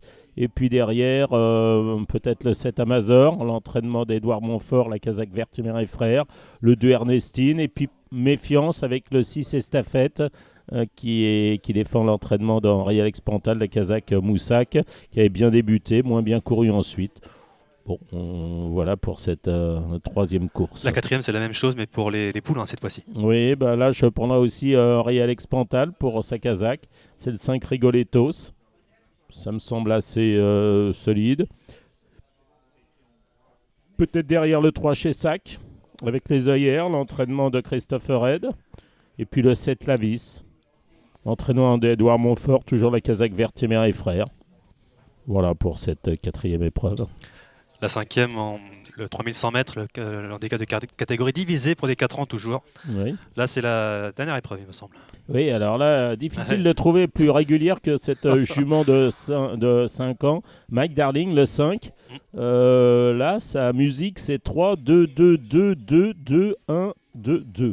Peut-être que j'ai rajouté un trop de 2. Bon, elle mériterait quand même de s'imposer. Peut-être qu'elle va le faire. Elle retrouve Pondieu, le 3, Bruno Audouin comme entraîneur. Sur une bonne dynamique. Le 2, Harley Dream, Why Not, et puis le 9, Murano. Ouais. La sixième, handicap divisé sur 2100 mètres cette fois-ci. Oui, j'ai toujours bien aimé l'As Adwin, que je vais placer en tête. Derrière le 4, Cumran, et le 7, Samba. Même chose avec la septième, la deuxième épreuve. Alors, dans cette épreuve, timidement le 2, La Momie, dont les 2 dernières sorties sont traduites par 2 accessites. Peut-être le 14 Penball, et puis après les pensionnaires de Thierry Pochet, toujours redoutable là-bas, à Pornichet, avec le 13 Claire de Vati, à voir pourquoi pas le 4 Too Cool for School, ou le 3 Golden River, mais celui-là, ça me paraît un peu plus compliqué. Ouais. Et la dernière, c'est la troisième épreuve de cet handicap divisé. Oui, 17 de valeur, le top weight. Oui, là, il y a Thierry Pochet. J'ai toujours bien aimé le 5 Summer. Alors, il ne fait pas toujours toutes ses courses, mais il a 9 ans. Il est dans sa catégorie, pourquoi pas. Il lui faudra battre peut-être le 4 Mondenay. Et puis aussi le 9 Princesse Laura. Voilà. Bon, après, chacun un peu les siens. Il y a aussi l'As River Daven. Voilà. Voilà, pour Pornichet dimanche, on a un top 5, un super top 5 à Deauville lundi, le 23 décembre. On est sur 2500 mètres, handicap divisé pour des 3 ans et plus. On retrouve à peu près les chevaux de la dernière fois. Gilles, Cosa Pedipel, il n'a pas fait non partant cette course-là justement? Oui, je crois qu'il n'a pas couru cette course-là. Là, il porte l'As. Ouais, c'est un peu pareil, à chacun les siens. Hein. Si on prend la ligne l'autre jour de Cassius, le 2, Cassius, il devançait Devil in the Sky, il devançait Century Call, Caleo Palace. 900 Island aussi, le 14. Voilà, oui, donc il y a ces chevaux-là. Après, il y a la maison très en forme de Guillaume Courbeau à l'écurie Crocodile, là, le 15 Alerio. Je ne sais pas jusqu'où il peut aller. Maintenant, je sais pas, il doit être débarrassé de ses problèmes de santé, celui-là, parce que là, il est irréprochable. Et puis il court, hein. Il vient, il court, il repart, il recourt. Oh là là. Redoutable, redoutable la maison. Hein, grande forme, ouais, l'écurie Croco. Oui, Croco, là. Golden Beach, les BNA, les compagnies, là. Ouh là là. Difficile d'aller contre en ce moment. Bon. Est-ce qu'on t'as des partants dans ta casaque ce jour-là ou pas? Non, j'ai rien. J'ai un bruit. J'ai un bruit. Je pense qu'il faut suivre le 403 Mordrim. L'entraînement de Christopher Red. C'est un cheval qui a couru qu'une seule fois à 2 ans. Ça rentrait. Deuxième derrière Chartwell. Chez lui, il n'y a pas de rentrée. Oui, non, Et à mon avis, il va gagner le Méden de la 4e, le 403 Mordrim. Voilà. Très bien. Merci Gilles pour. On ne vous avait pas vu depuis longtemps sur place. Oui, puisque entre. C'est vrai. Ouais. La dernière fois. Entre Hong Kong et Deauville. Hong Kong, Deauville. Et puis la semaine prochaine, je crois, de nouveau à Deauville. Très bien. À la semaine prochaine, Gilles. Allez, au revoir. Le bien-être équin sur Radio Balance, c'est important. Et pour Equidarmor aussi, ça compte. Equidarmor vous propose une gamme de produits performants et ceux de la firme irlandaise TRM. Soutien nutritionnel et nutrition de qualité optimale, soins et hygiène de vos installations, Equidarmor est là pour vous. Equidarmor pour le meilleur du cheval de course. Faut-il laisser à l'entourage du cheval ou au commissaire de course la liberté de choisir si un cheval doit courir ou pas selon des événements qui sont intervenus juste avant la course. On se souvient à Deauville la semaine dernière qu'un certain Weasel Flute avait fait sa course en embarquant, entre guillemets, sa cavalière. Il avait laissé tout son influx sur la piste avant la course, avant d'entrer dans les boîtes. Finalement, il avait été autorisé à courir, on ne sait pourquoi. La cavalière n'avait pas osé faire non partant. Les commissaires avaient laissé courir. Le vétérinaire avait juste vérifié si le cheval boitait. Mais bon, il n'y avait plus d'essence dans la voiture et le cheval n'a pas défendu ses chances. Ça, c'est le premier point. Toujours dans cette notion de bien-être animal, on a vu Jéroboam d'Érable prendre part à une course de groupe. C'était à Vincennes dimanche dernier. Le cheval a fait de très mauvais hits. Il était boiteux de l'avis de certains. Et il a cependant été autorisé à courir. Son entraîneur le souhaitait, son driver n'y voyait pas d'inconvénient, les commissaires n'ont absolument rien dit et le cheval a été disqualifié au bout de 200 mètres de course. Est-ce qu'il n'y aurait pas lieu d'avoir, en plus du commissaire, en plus des commissaires, en plus d'un directeur de la Réunion, un welfare officer, un welfare officer. Welfare officer, c'est un officiel qui, dans le cadre du bien-être animal, autorise le cheval à courir pas, estimant que le cheval court parce qu'il peut défendre ses chances et que c'est bon pour lui, qu'il est sain et net pour courir, ou pas, s'il y a un problème de boiterie ou un problème où il apparaît que la santé de l'animal est altérée. Welfare officer, c'est un terme nouveau. Il y avait aux Jeux Olympiques de Paris un welfare officer pour les chevaux. Il s'appelle Richard Cord. Il est notre invité. Richard Cord, bonjour. Vous êtes un éminent vétérinaire. Vous êtes président de la Ligue de protection du cheval. Et pas que. Vous êtes également membre du comité du trot. Et vous avez été cet été welfare officer aux Jeux Olympiques 2024. Votre fonction, vous allez nous l'expliquer, c'était de vérifier l'intégrité physique des chevaux. C'est-à-dire que vous vous placiez entre les entraîneurs, les jockeys, les officiels, et c'est vous qui, en dernier lieu, estimiez si un cheval était autorisé à courir, apte à concourir ou non. Est-ce que j'ai bien résumé la fonction de welfare officer, Richard Cord? Bonjour M. Cordier. Juste reprendre un petit peu la dénomination exacte. C'était Horse Welfare Coordinator. Effectivement, c'est un poste qui a été créé pour les Jeux Olympiques et Paralympiques, qui permettait en fait d'assurer une meilleure liaison entre tous les officiels, concurrents, entraîneurs, coachs au sein des équipes des Jeux Olympiques et Paralympiques. Donc, c'était pas vraiment, je n'avais pas de pouvoir de sanction. Qui est en fait, ces pouvoirs-là sont donnés aux officiels, c'est-à-dire soit les juges, soit ce qu'on appelle les stewards qui correspondent à des commissaires. Et c'était plus donc pour faciliter cette liaison concernant tous les sujets bien-être du cheval. Donc ces sujets étaient bien sûr, on va dire, différents dans le sens où je m'occupais peu de la piste de compétition, puisque là, il y avait suffisamment de personnes pour gérer cette problématique, s'il y en avait une. Par contre, j'étais dans le backstage, c'est-à-dire sur toutes les aires d'entraînement, aux écuries, les aires de broutage, puisque nous avions à peu près 7500 mètres carrés réservés aux chevaux qui pouvaient les brouter en main. Donc voilà, et cette liaison, cette relation avec tous les officiels et les concurrents et les coachs et les chefs d'équipe a permis d'avoir une meilleure à la fois compréhension de ce qu'on ne voulait pas voir comme attitude, s'il y en avait en tout cas d'incorrect, et permettre une meilleure compréhension des aspects du bien-être, et j'étais à leur disposition tout à fait 24/24, mais enfin quasi en permanence pour répondre à leurs questions ou à leurs suggestions. Est-ce que vous avez été consulté dans le cadre de ces fonctions de Horse Welfare Commissioner? Est-ce que vous avez Coordinateur. Voilà, on va y arriver, vous voyez. En même temps que je vous parle, je cherche sur Google et coordinateur. Est-ce que vous avez été consulté sur l'état physique d'un cheval en vous demandant que fait-on? Est-ce qu'il concourt? Est-ce qu'il ne concourt pas? Non, justement, ça c'est le rôle des vétérinaires, de la commission vétérinaire, hein, puisque le bien-être, si vous voulez, en compétition équestre internationale, ça fait quand même une bonne quinzaine d'années qu'on s'en occupe, hein, c'est pas nouveau.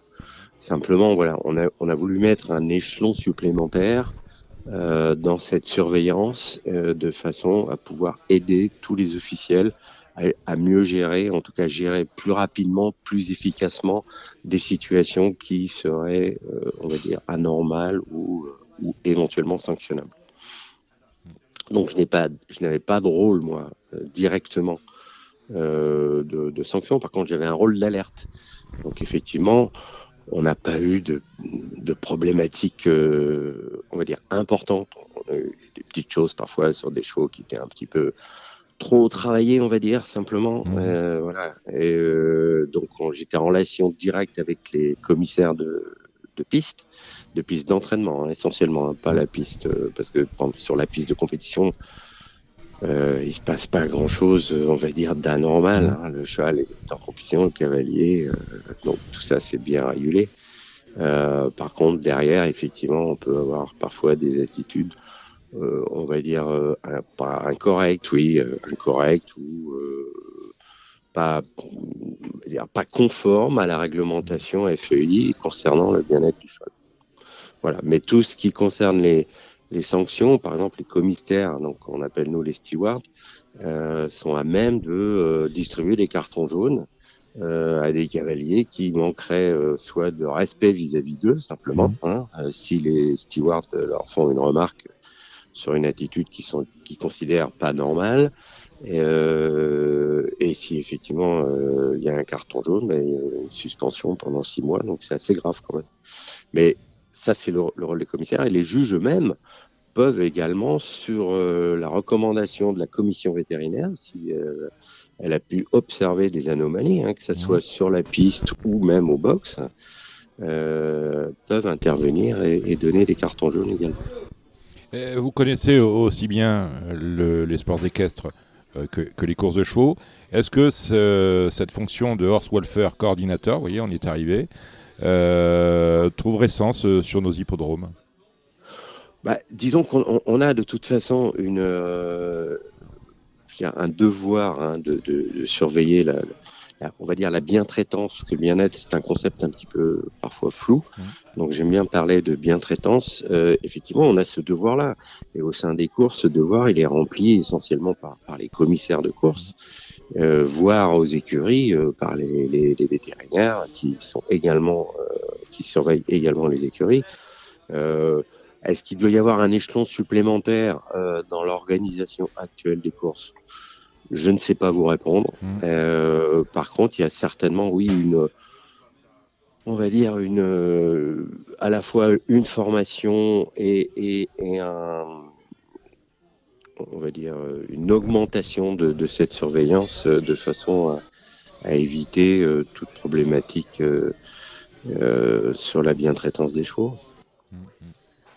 Ben voilà qui est dit. Merci, Dr Cord, d'être passé par Radio Balance pour apporter ce petit éclairage sur la fonction qui fut la vôtre au JO 2024, fonction de Horse Welfare Coordinator, qu'on peut traduire par coordinateur du bien-être équin, tout simplement. Exactement. Voilà, c'est plus simple comme ça. Je vous remercie pour votre invitation. Merci docteur, à très vite. Bonne fin de journée. Au revoir. Avec Genibet.fr, vous aurez toutes les infos pour faire votre papier, vous pourrez profiter des meilleurs rapports en jeu simple et surtout, vous ferez la différence avec le Super Top 5, le meilleur des paris sur la course événement. Allez, on est parti avec la partie trop. En fin de partie trop, écoutez bien, c'est au moment de la conclusion que sera posée la question qui vous permettra de gagner, comme je l'ai indiqué dans la première partie de cette émission, de gagner de super lots. Mais il va falloir être perspicace. Allez, avec nous, Alexandre de Coupin. Salut Alex. Bonjour Dominique, bonjour tout le monde. Alex, généreux donateur de ce jeu concours avec sa petite page course. Comment ça se passe, Alexandre ? Ça se passe bien, On a des bons résultats en ce moment, donc j'espère qu'on va essayer de payer les cadeaux de Noël à nos nouveaux abonnés. Et ben voilà, super, on va faire ça. Avec nous, Hubert Smadja. Oui. Horse Trading, 10 €. Salut Hubert. 10 ? 10. ça va. Il y a un jeu entre Hubert Osmadja et moi. Dès que je dis horse trading, 10 euros. Ah oui, mon vieux. Payer cash. Payer cash. Bien sûr. Voilà, payer cash. Horse trading, c'est votre agence de courtage, mon cher. Exactement, ça fait 20 alors. Exactement. Voilà. C'est Ça nouveau. fait 20 là. On est nouveau sur le marché. Horse Trading, une société, on est à 30. C'est une société à suivre. On aura l'occasion d'en reparler. On va faire, on va faire très prochainement avec Christophe Brideau, qui est un ami et quelqu'un avec lequel vous aimez travailler. Très bon professionnel. Il est un très bon professionnel. On aura l'occasion de faire une émission spéciale pour parler de ce marché-là.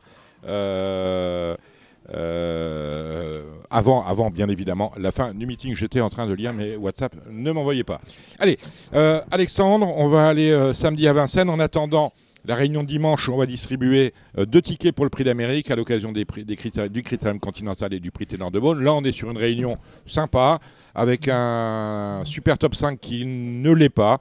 C'est le pendant en fait de la course des mâles qui a eu lieu ce vendredi soir. Là, on a les femelles, on est sur 2700 mètres avec un lot finalement pour un Z5, un super top 5 du samedi assez moyen, des juments de 5 ans qui n'ont pas gagné 115 000 €. Une non partante, le numéro 6, Jet Society, qui nous retire quand même une épine du pied. Je ne savais pas trop qu'en faire. Et pour le reste, Alexandre de Koopman, c'est très ouvert. Oui, alors c'est vrai que je me posais la question, je me dis, tiens, mais pourquoi on ne mettrait pas le Critérium Continental le dimanche et le Ténor de Beaune le samedi pour avoir 2 beaux super top 5? Pas bête. Bon, voilà, après la question ne se pose plus. Là, on a un événement réservé à des femelles de 5 ans, ça me paraît très ouvert. Il y en a une quand même qui me plaît bien, alors c'est pas la sécurité sociale, mais ça fait plusieurs fois que je la prends en note, c'est le 15 Justicia Glam.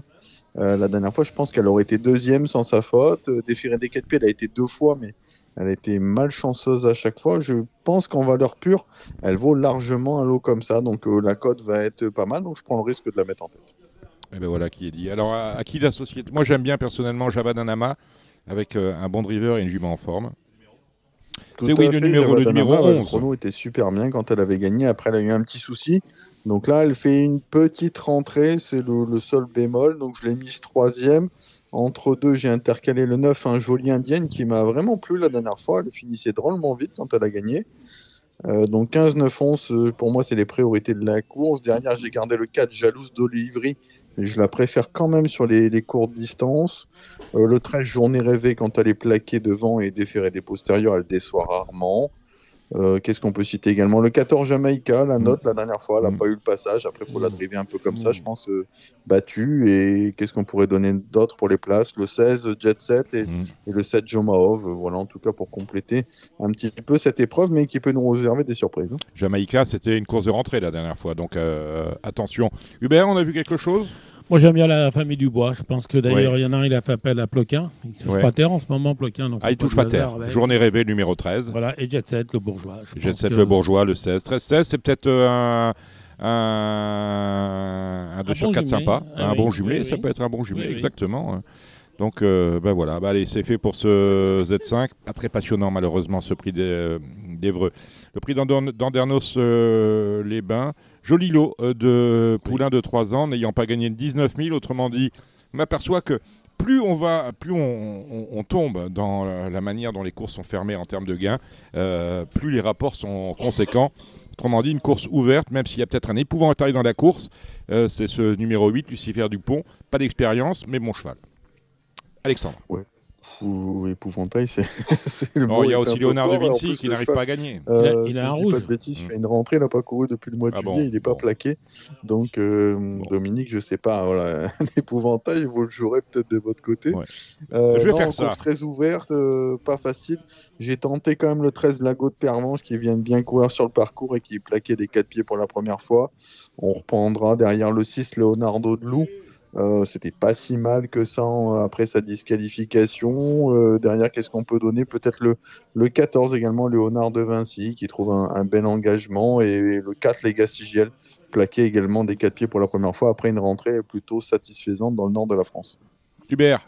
Alors moi j'aime beaucoup Luc Rebel, le cheval de l'écurie des Mouettes, je pense qu'il peut s'envoler. Attention, il est arrivé chez Bondo et j'ai vu qu'il était inscrit à la vente du Prix d'Amérique, donc ça peut être un élément faut que ça roule. Intéressant. Le 2, dites les numéros parce qu'on se fait régulièrement taper sur les doigts. Et j'aime beaucoup l'Amiral du Saptel.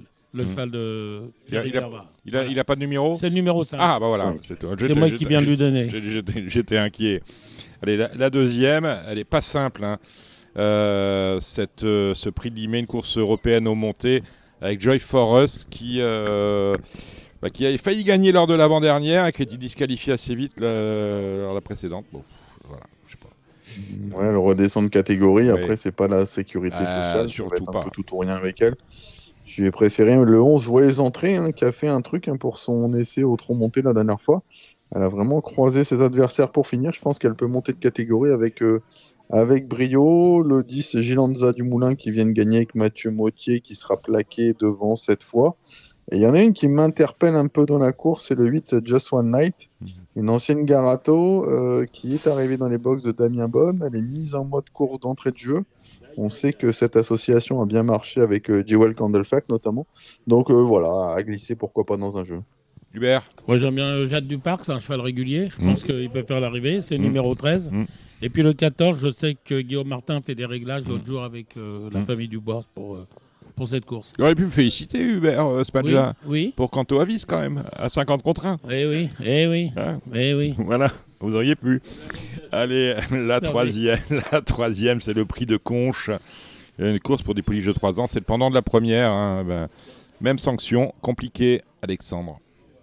Ouais, pas simple du tout. J'ai tenté un petit truc avec le 7 Lunan Malak qui est arrivé chez Alexis Grimaud, qui avait montré un peu de moyens par le passé. Son entourage a l'air d'être assez confiant d'entrée de jeu.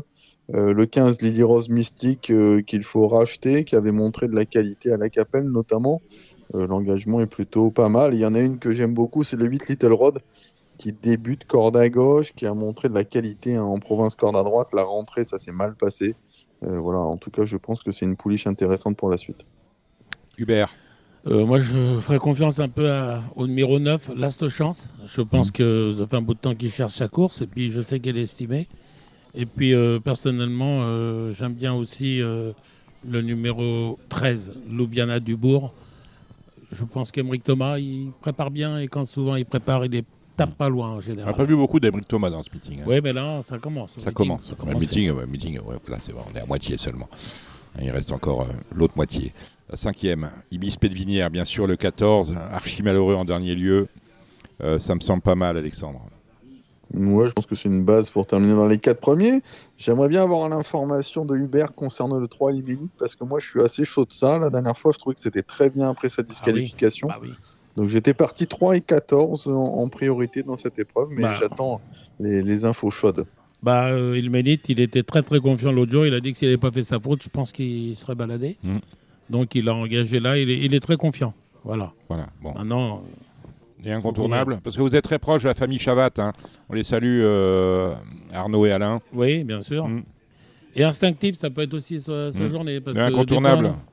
Incontournable, des fois, il n'est peut-être pas tout le temps de tous les jours. D'accord. Voilà. Non, vous êtes plus chaud de Ilménite. Ilménite, l'autre fois, il a fait la faute derrière en retrait. Et il était...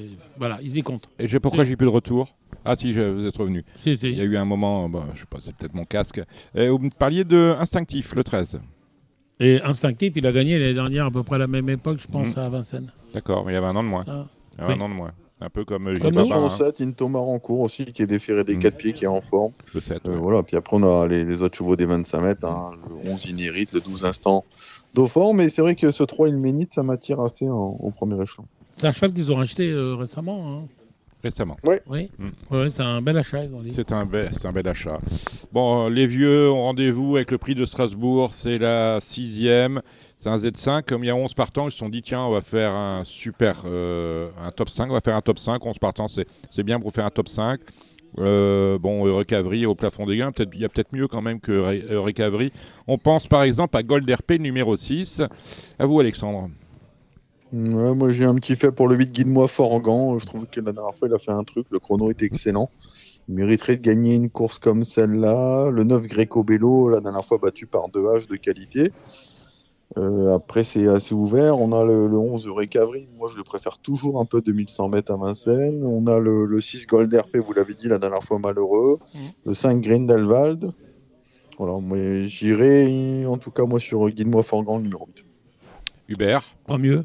pas mieux. Non. La 7e, c'est le Jules Monnier, belle course qui va nous emmener sur le Cornulier, tout droit. Bien sûr, Idéal du Chêne, le numéro 8, mais on a une jument qui revient sur sa vraie distance, c'est Grand Vitesse Bleu, le numéro 9, Alexandre. Oui, le 7, j'ai cru voir que Anna Demol était non partante. Non partante, exact. Ouais, donc c'est vrai que c'était quand même une cliente. Alors le 8, Idéal du Chêne, moi sur cette distance-là, je pense qu'elle est assez dure à battre. Forcément, le 9, Grand Vitesse Bleu, parmi les priorités, le 5, Édition Gemma. Avant le coup, c'est vraiment les 3 qui se détachent de la course, en sachant qu'il y a Durib et encore Ferré. On a une jument comme le 2, Gold Voice, qui adore les 2100, qui profitera peut-être d'une éventuelle défaillance. Hubert. Je pense qu'on l'a résumé. Hein, on a résumé. Hein. On va rien inventer là-dedans. Le prix de Pierrefonds, c'est la 8e. Course sympa pour des 4 ans. Peut-être Couvola, du bout des lèvres, Alexandre. Le 12. Ouais, je sais pas si elle a tant de marge que ça, Couvola. J'ai envie de tenter un truc avec une note que j'ai prise la dernière fois, c'est le 10 Cavalapad. C'était sa 3e course de rentrée. J'ai bien regardé le départ, elle s'est retrouvée vraiment hors course. Elle est revenue finir très plaisamment. L'hiver dernier, elle faisait des trucs dans des lots plus relevés. Donc pourquoi pas tenter ça, il y aura une cote sympa. J'aime bien le 11 qui se mit au nez et qui pour le moment passe un peu à côté de son hiver, mais elle n'a pas non plus beaucoup couru, donc c'est une belle course pour elle. Et après le 4 Kate Méloise qui a très bien fini dans la course de référence. Couvola derrière évidemment qui est une bonne chance pour les places. Hubert. Je pense que Pierre Vercruis il va tenter un peu le tout pour le tout avec Rackmania, ça fait un bout de temps qu'il tourne autour. Qui tourne tout court. Oui. Qui tourne tout court. Oui. Là maintenant, feu. Et voilà. Kim Forever, la numéro. La Pastaille Bourbon, le numéro 2 qui a gagné. Et avec une fille qui est, enfin moi j'aime beaucoup Monsieur Lelièvre, l'entraîneur et sa fille, très très haut niveau. Sa fille Clémence. Ah oui. Oui, haut niveau. Exactement. Mais... Ah oui. Très bien. Très très beau duel. Prix du Merlereau, c'est dans l'Orne. Ils sont 9 au départ de ce top 4 ordre, exactement. 9 partants. Ah, vous êtes intéressé dans la course, Hubert Spadja, parce que vous présentez Lisano d'Alouette. Oui, puis tout va bien. Oui, puis j'ai mes filles qui ont un petit bout du cheval. Oui, exactement. Elles ont un petit bout du cheval. Quel bout Le bon Le bon bout. Les pattes de devant. Oui, parce que voilà, les pattes de devant. Et pourquoi les pattes de devant, Samy Boisa qui me regarde, parce que c'est là que ça passe le poteau en premier. Voilà. Ah, voilà, c'est tout, c'est comme ça. Hein Lisano d'Alouette. Avec qui on l'associe, ce Lisano d'Alouette, Alexandre? Le Bazir, le 6 Lissandro qui a bien gagné la dernière fois sur le parcours et qui peut répéter. Et derrière, qu'est-ce qu'on a? Le 7 Lewis River qui adore les courtes distances. Le 8 Leader d'MT qui a été malchanceux quand même à plusieurs reprises. Et dans un bon jour, il pourrait pourquoi pas mettre tout le monde d'accord. Et avant le coup, le 6 Lissandro et le 9 Lisano d'Alouette quand même pour la priorité. Et je sais que Philippe Allaire, il compte de très bien courir avec Lucifer Morningstar, qui est le numéro 5. Lucifer Morningstar. Un fils de Gotland oui. Il est hongre. Allez, on va aller dimanche pour la belle du week-end. C'est vrai que ce serait peut-être pas ridicule d'aller mettre un ténor de Beaune le samedi et un critérium continental le dimanche. C'est une idée comme une autre. Hein. Non, mais c'est une bonne idée, je pense. Mais c'est vrai que je me dis d'avoir deux quintés comme ça, on est d'accord. Super top 5, ça aurait de la gueule, je trouve. Le critérium continental, bien évidemment, c'est un groupe 1. C'est le super top 5 de ce dimanche avec 18 partants. Une course qui permettra à son lauréat, s'il en a envie, d'aller courir le prix d'Amérique 5 semaines plus tard. Course extrêmement ouverte, mon cher Alexandre. Ouais, course assez sympathique, je trouve, quand même, à étudier. J'ai un gros fait pour le 3 Keep Going. Je trouve que la dernière fois, il court vraiment top avec ses fers. J'ai bien regardé plusieurs fois sa ligne droite et il finit en roue libre. Il marchait 12-8 2007 en étant ferré. 2100, il a déjà fait. Il a un bon numéro derrière la voiture. Mathieu Moitié, c'est son meeting. Donc, j'ai bien l'impression qu'il peut décrocher son billet pour l'Amérique, là. Son billet pour l'Amérique. Avec qui l'associe-t-on dans ce super top 5 extrêmement ouvert? Le 4, Executive K, qui avait quand même bien fait l'hiver dernier à Vincennes, ça s'est mal passé depuis. Maintenant, avec Eric Raffin, bon numéro, un cheval qui sait aller très vite sur une pointe. L'autre Gocciadoro, le 2 Istasia, qui avait fait un truc dans la batterie de l'UET. Je vais racheter Xar, le numéro 16, quand il est défiré des 4 pieds, c'est quand même un autre cheval. S'il est bien d'allure, attention, il peut faire un vrai truc. J'aime bien les deux valeurs montantes là, de la deuxième ligne, le 18 Kylian de Joux, le 17 Calsfella. Et pour une petite cote, avec des défaillances, le 13 cocotte, parce que je trouve c'est vraiment une valeur montante. Elle a hérité d'un sillage intéressant parce qu'elle part derrière Executive K. Donc pourquoi pas la surprise pour une 5e place. Oui, c'est vrai que Cocotte, il les aime toutes, c'est la préférée de Samy Boisa. Hubert. Alors je trouve que vous avez oublié Cocktail du Dain quand même. Il va pas être content, Jean-Pierre Barjon, alors, si on lui prend sa cocotte. Oui. Ah, c'est la cocotte de Jean-Pierre. Désolé, Samy. Mais donc Cocktail du Dain, l'année dernière, il a marché 10 sur le parcours. Je Oui. sais qu'il est en mode course. Oui. Le seul problème, c'est le numéro peut-être, le numéro 1. Ah oui, Moi, le problème, c'est le numéro 1, à mon avis. Il va se faire un peu enfermer. Après, je trouve que 2100, je suis pas persuadé que ce soit quand même. Il a marché 10 l'année dernière. Sur 10 ans, 2100 mètres. Faut pas oublier quand même. Si je le mets pas dans le pronostic de RTL, je me fais insulter. Non. Ah, ben voilà. Non, pas par l'entraîneur, mais par les auditeurs, je pense. D'accord. Vous enverrez comme d'habitude une lettre anonyme en la signant. Voilà, en la signant des deux mains. On va faire ça, super. Bon, ben voilà, on a fait une course. C'est vrai que c'est une course sympathique. Allez, on va égrener cette réunion. On commence avec la première, le prix de Lens. Les mâles n'ayant pas gagné 100 000. À vous la parole, Alexandre. Le 11 Jacaranda, qui fait grosse impression à chaque fois. Les chronos sont excellents. On a l'impression qu'il a vraiment de la marge. Donc, il me paraît dur à battre avant le coup. Derrière, on peut lui associer le 2 Mercedes Star, qui avait gagné plaisamment en trop attelé. C'était à Anguin, dans un lot intéressant. Il a fait ses preuves sous la selle dans son pays. Donc, attention. Le 5 Jaguar de Cara, qui était second, donc de Jacaranda la dernière fois. Et attention, je sais qu'on est assez confiant avec le 4 Jacques Barrault, avec la petite Tamara Mathias Maisonnette. Je pense que ça peut être pas mal. On aurait pu citer également le 7 Jacques Royal, mais on va pas tous les donner. Non, on va pas tous les donner. Hubert. Non, j'ai rien de particulier. Bon. Celle-là, c'est assez nébuleux. La suivante, des pouliches de 3 ans à bon lot. Elles n'ont pas gagné 75 000. Elles sont 11 au départ. Alex. Ouais, franchement, j'ai difficile d'y voir vraiment clair. J'aurais dit timidement le 11 Little Wings avec Johan Le Bourgeois, le 10 Lara Dugoutier qui les fait toutes. Celle qui pourrait gagner, ça reste la Diva Suprême, mais elle est vraiment très compliquée. Voilà, c'est un peu une bête à chagrin. Donc, je dirais 11 et 10, mais vraiment sur la pointe des pieds. Le 8 Lara Croft, pas très chanceuse quand même dans la finale régionale la dernière fois. Voilà, mais pour moi, c'est compliqué d'en jouer une. Hubert. Je vais racheter le lit du Vallon avec Mathieu Mottier. Le numéro 9. Numéro 9, oui, c'est bien. Merci, Gilles, le numéro. C'est important. Le prix de Montbrison, ce ne sont pas beaucoup au départ de cette course pour des 6 à 9 ans. Au trop monté, 7 seulement. Indian Pacific, le cheval d'Olivier Pellier qu'on salue, vient s'essayer au trop monté, Alexandre. Oui, il avait gagné par le passé, je crois, en début de carrière dans la spécialité. Il avait par contre mal couru lors de ça, je crois que c'était l'année dernière. Voilà, mais c'est vrai que je serais tenté d'aller sur lui parce que sur la valeur d'attelage, je pense que c'est la première chance théorique de la course. En plus, la petite Tamara, elle monte super bien. Il a l'avantage du poids, l'engagement excellent. Donc, je le tenterai en tête à battre le 6 Lucky Gaiboko, qui a fait grosse impression la dernière fois. C'était sur plus court, mais je pense qu'il peut tenir. Et le 4 Isla Morada, qui sera totalement déféré, alors que la dernière fois, elle était juste plaquée. Alors, c'est vrai que pour corroborer votre propos concernant Indian Pacific, il a pratiquement... il s'est qualifié au trop monté. Voilà, déjà, au Mans. Ensuite, il a gagné pour sa première course. Ses débuts, c'était au Sable d'Olonne. Il a gagné en champion du monde, apparemment. Il y avait beaucoup d'argent sur ses chances. Et ensuite, il a couru 3 fois sous la selle et 3 fois disqualifié. Donc, je ne dis pas que des conneries, Dominique, ça va. Pardon ? Je ne dis pas que des bêtises. Non, mais je corrobore vos propos, ce que j'ai dit. Moi, j'aime bien le Lévesque, bien sûr, Isla Morada. Mais je me méfierais quand même d'Icar du Léard. Il ne faut pas oublier maintenant, avec les apprentis, il y a 8 kilos d'écart quand même. Oui, ça fait beaucoup, 57, et ça, c'est 65, énorme, des fois, pour énorme. finir, et des fois, on n'en tient pas compte.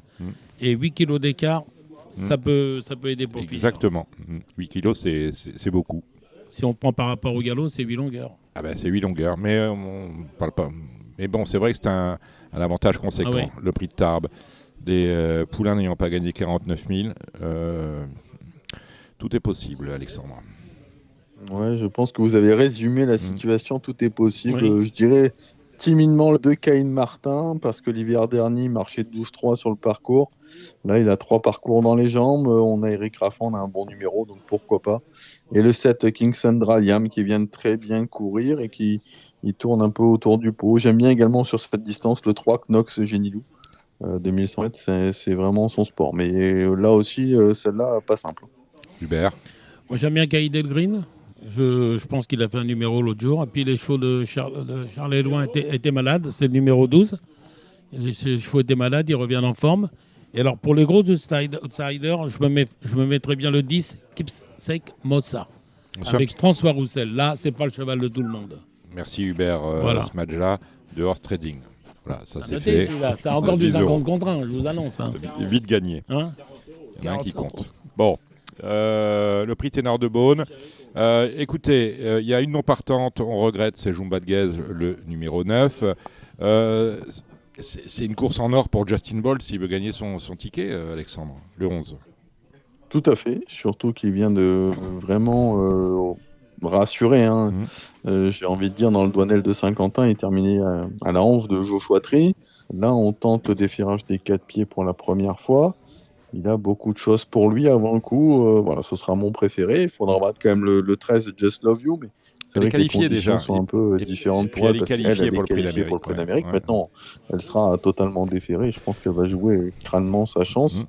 Derrière ces deux-là, j'ai envie de racheter le 4, hein, Jewel Candlefac, qui venait bien au moment de sa faute en dernier lieu. C'est vraiment une chic jument qui est capable d'aller très vite pour finir. Donc je la reprendrai. Après, il faudra voir ce 3, Working Class Hero, qui monte quand même de catégorie. Voilà, mais qui a déjà fait ses preuves sur les longues distances. Il y a le 8 Jasmine de Bayeul. La course est assez intéressante, je pense, à jouer. Quelle est la valeur de ce groupe 1, me demande Gilles Barbarin, Alexandre, pour vous? C'est un groupe 1 relevé ou c'est... À relever, après c'est assez compliqué à dire parce que déjà on n'a pas Joshua Tree, il nous manque Josh Power, donc voilà, on peut pas dire qu'on est non plus tous les cadors. Maintenant il tient la route parce qu'on a Justin Ball, on a Just Love You et on a un petit peu des valeurs montantes. Maintenant, voilà.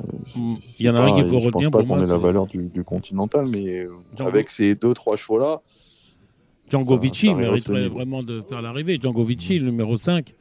Et puis Jasmine de Bayeul, il faut le rattraper. C'est pas sur cette distance-là, surtout, je pense. C'est un top 5, hein, mon cher Hubert, donc vous pourrez allonger le tir. Voilà. La 7e, c'est le prix de Juvignac. 13 au départ, d'une course compliquée, hein, Alexandre. Tout est possible encore. Alors, que va faire le 8 Jaburu Boy? Est-ce qu'il va rester au trot? La dernière fois, on avait l'impression qu'il était parti pour la gloire. Quand il a fait la faute, il n'est pas simple. Donc ce sera un peu tout ou rien avec lui. J'ai bien aimé le 13 Jadou du Lupin la dernière fois à Châteaubriand, qui a remis les pendules à l'heure. Il avait fait une sacrée série de disqualifications cette année, alors qu'il avait montré pas mal de qualité l'hiver dernier, certainement un cheval en retard de gain. Donc je donnerai ces deux-là. Attention au cheval du Sud-Ouest, le numéro 10, c'est Jeff Desmontpas qui a aligné les bonnes performances et là qui est allégé. Et on fait le déplacement avec des ambitions, donc pourquoi pas un placé possible. Hubert? Petite confiance au 12 Junior du Châtelet avec Mathieu Mottier, bien engagé et déféré des 4. Voilà. Elle est belle, c'est la 8e, c'est le prix de Morga, c'est d'ailleurs un Z5, là, il y a du monde, on est 16. Et on va bien s'amuser en la regardant avec ces juments âgés de 6 et 7 ans, Alexandre. J'ai bien aimé le 2 Idol Star la dernière fois pour sa première sortie chez Alexis Grimaud. Je pense que si elle est plus chanceuse entrée de ligne droite, elle peut venir inquiéter Image Charentaise, donc elle va certainement progresser là-dessus. Elle peut tout à fait remporter cette épreuve-là. Je rachèterai là Sicone de Lettres qui, dans la course de référence, allait librement en tête quand elle a fait la faute. J'ai l'impression qu'elle a sauté quelque chose, en tout cas, mais elle avait l'air d'aller bien. Donc ça pourrait jouer en tête. Après, au 25 mètres, on a des concurrents de qualité. Hein. Le 15, Illusion d'amour. On a le 13, Inesquick, mais c'est pas la plus simple du peloton. Voilà, en tête, j'avais le 9, Isia Duchesne, mais qui est quand même meilleur corde à droite, mais qui retrouve Alexandre Abrivard, avec qui elle s'entend plutôt bien. Hubert? Non, là, je donne mal en gauche. Là, je donne mal en gauche. On trouve, s'il faut en plus chercher les chats après les chevaux, imagine le truc. Allez. La 9e, la dernière, le prix de Gambé. Gambé, c'est quoi Gambé? 2 allers, un retour. Gambé, c'est Docteur Pétiot, c'est ça? Voilà. Ah bah oui. Ah bah oui, on allait à Gambé. Oula. Me semble-t-il, je vais vérifier ça pendant que Alexandre nous donnera son pronostic dans cette épreuve qui a réuni 12 femelles âgées de 4 ans. Ouais, je pense que la victoire devrait jouer entre le 4 Crises, qui a bien gagné pour son essai dans la spécialité. Le chrono n'était pas sans sas, mais j'ai l'impression que la fille de FaceTime Bourbon, elle a un peu de marge. Évidemment, il faudra battre le 12 Kalina Princesse. Le chrono était nettement meilleur pour elle, pour son essai au trop monté. Elle marchait 13-2. Voilà. Oui. Après, elle ne m'a pas non plus laissé une impression d'enfer. Mais je trouve que c'est vraiment les deux qui se détachent avant le coup dans cette épreuve de clôture. Moi, je suis d'accord pour qu'elle ait la princesse. Le lot n'ont pas aussi énorme, hein, le numéro 12. C'est pas un lot de champion, apparemment. Non, de championne. Championne. Alors Gambé, justement, c'est dans les Yvelines, Oui. c'est après Oudan, je crois. Et c'est là que le docteur Petiot a... C'est ça, 2 allers, un retour, parce qu'il partait avec sa maîtresse, et puis il prenait un retour parce que sa maîtresse, il avait assassiné dans la villa Tric, qu'il louait dans le village de Gambé. C'est un tout petit village, hein, Gambé. C'est pas beaucoup, on voit, pas beaucoup de monde. on voit que... Ouais, c'est la lisière de la forêt de Rambouillet. Faites entrer l'accusé, n'a plus de secret pour... ça lui coûtait cher, non? Non, non, moi le retour. Le retour était moins cher que l'aller. Oui, parce qu'il fallait quand même prendre un billet de train. On n'était pas à la Resquille en 1915, mon cher Gilles. On a des réunions annexes. Cannes-sur-Mer, vous avez sans doute vu des choses, Alexandre. Ouais, j'ai regardé Cannes samedi. Qu'est-ce qu'on va détacher en priorité? La première, une course pas mal, le 6 Isle Flower, avec le 12 Aero Fucci. Attention à l'As, Idée fixe de Santulé. Le 8, In Love Mélois, pas trop gâté avec le numéro derrière la voiture. On a un Grand Prix de Noël sympa avec la deuxième, le 10 et des Darling évidemment, le 11 et Dick Gemma. Je rachèterai le 5 Oscar et Ley. Et attention à un outsider, le 4 Gaucho Giel. Je trouve que la dernière fois, il a montré du mieux. Qu'est-ce qu'on a d'autre dans la quatrième? Le 8, un J-Trace de Well qui va faire valoir sa forme qu'il a prouvée à Vincennes. Et après, dans la cinquième, on aura le 10 Jasmin du Vallon. Qui a été pas trop chanceux, je trouve, pour ses premiers pas sous l'écurie du Damier. On se déplace avec des ambitions. Je crois que c'est une course C, donc s'il venait à la gagner, il prendrait un demi-point et il aurait 5 points. Voilà, ça lui permettrait d'être agréé déjà étalon à 60 cartes. Dans la sixième, le 11, Lord de Loiron, que j'aime beaucoup, que je rachète. Pour moi, il est un peu meilleur que ces chevaux-là. La course montée, la 7e, est très difficile. Et la 8e, on a le 4 Hermès du Léar, le 3 le Black Dream, et le 7 Ingenious Bond, avec pourquoi pas le 6 Iron d'Héronville. Et malheureusement, je n'ai pas pu regarder Pontchâteau dimanche. Pas regarder Pontchâteau dimanche, vous n'avez rien vu à Pontchâteau, on n'a pas de Chavat de derrière les fagots, attente à Cannes-sur-Mer qu'à Pontchâteau. Non. Bon, voilà. On se concentre. Bon, on se concentre. Eh bien, on se concentre. Ah, il faut que je donne la question. Voilà. On va d'abord remercier tous ceux qui ont participé à cette émission spéciale Noël. Alexandre de Coupane qui est avec nous. On remercie Gilles Barbarin. On salue celui qui me permet de gagner 10 € à chaque fois que je dis Horse Trading, puisqu'il en est le gérant, c'est Hubert Smadja. Oui. On remercie bien évidemment notre ami Samy Boisa, qui est chroniqueur, réalisateur, il fait un peu tout. Vincent Mutrel qui est avec nous et qui assiste à l'émission en auditeur libre. Était avec nous également Guillaume Macaire. Voilà. Je n'ai pas regardé, excusez-moi, Hong Kong dimanche. Non, c'est pas très grave. Était avec nous Guillaume Macaire. On remercie le docteur Richard Cord de nous avoir fait un éclairage. Allez lire la rubrique, allez écouter la rubrique Horse où le docteur Richard Cord nous explique en quoi consistait sa mission de House Welfare commissaire. Coordinateur du bien-être équin aux Jeux Olympiques de Paris 2024. C'est la première fois qu'une compétition de cet acabit avait pourvoyé ce poste. Et c'est une charge qui a été attribuée au docteur Richard Cord. Alors, vous attendez bien évidemment, je remercie tous les gens qui ont participé à cette émission, vous attendez évidemment la question. Alors la question, écoutez bien, elle est assez simple. Question qui va vous permettre de gagner des lots, je reviendrai sur les lots. Au soir du mardi 31 décembre 2024, voilà, donc le dernier jour de l'année, le dernier jour de l'année, quel sera le nombre de victoires obtenues en France par Éric Raffin. Éric Raffin est en lice pour battre le record absolu du nombre de victoires en combiné. 363. Trop monté, je sais pas, là on doit être à 345, à 338, le record, vous irez voir ça sur le site du Trot, il doit être à 338 au moment où nous enregistrons, il en a peut-être déjà gagné à Vincennes. Le record, c'est 351 victoires. C'est un record qui appartient à Éric Raffin. La question que je vous pose, c'est au soir, dernier jour de course de l'année, combien il aura gagné de courses finalement ? Et vous mettrez en question subsidiaire la cote de son dernier gagnant. C'est assez facile, sachant que la cote moyenne d'un Éric Raffin gagnant, c'est entre 4 et 5 euros. Donc, combien de victoires au soir du 31 décembre pour Éric Raffin ? Entre parenthèses, vous mettez sa cote. Et on fera les comptes le 31 décembre. Voilà, vous savez tout. Vous envoyez votre réponse. Je mettrai ça sur Facebook avant. On peut peut-être aller jusqu'au samedi soir, avant samedi soir. Je vous laisse une chance avec la réunion de samedi à Vincennes. Jusqu'à samedi soir minuit, vous envoyez un SMS au 07 64 08 48 51. C'est le même numéro qu'il y a 1 an et qu'il y a 2 ans, donc vous l'avez peut-être enregistré. Vous y indiquez vos noms, vos prénoms, votre adresse portable et votre adresse mail. À gagner 2 week-ends au motel Ascot de Cagnes-sur-Mer. 2 dîners pour 2 au Cardinal d'une valeur unitaire de 100 euros, 20 exemplaires du dernier roman de Guillaume Macaire.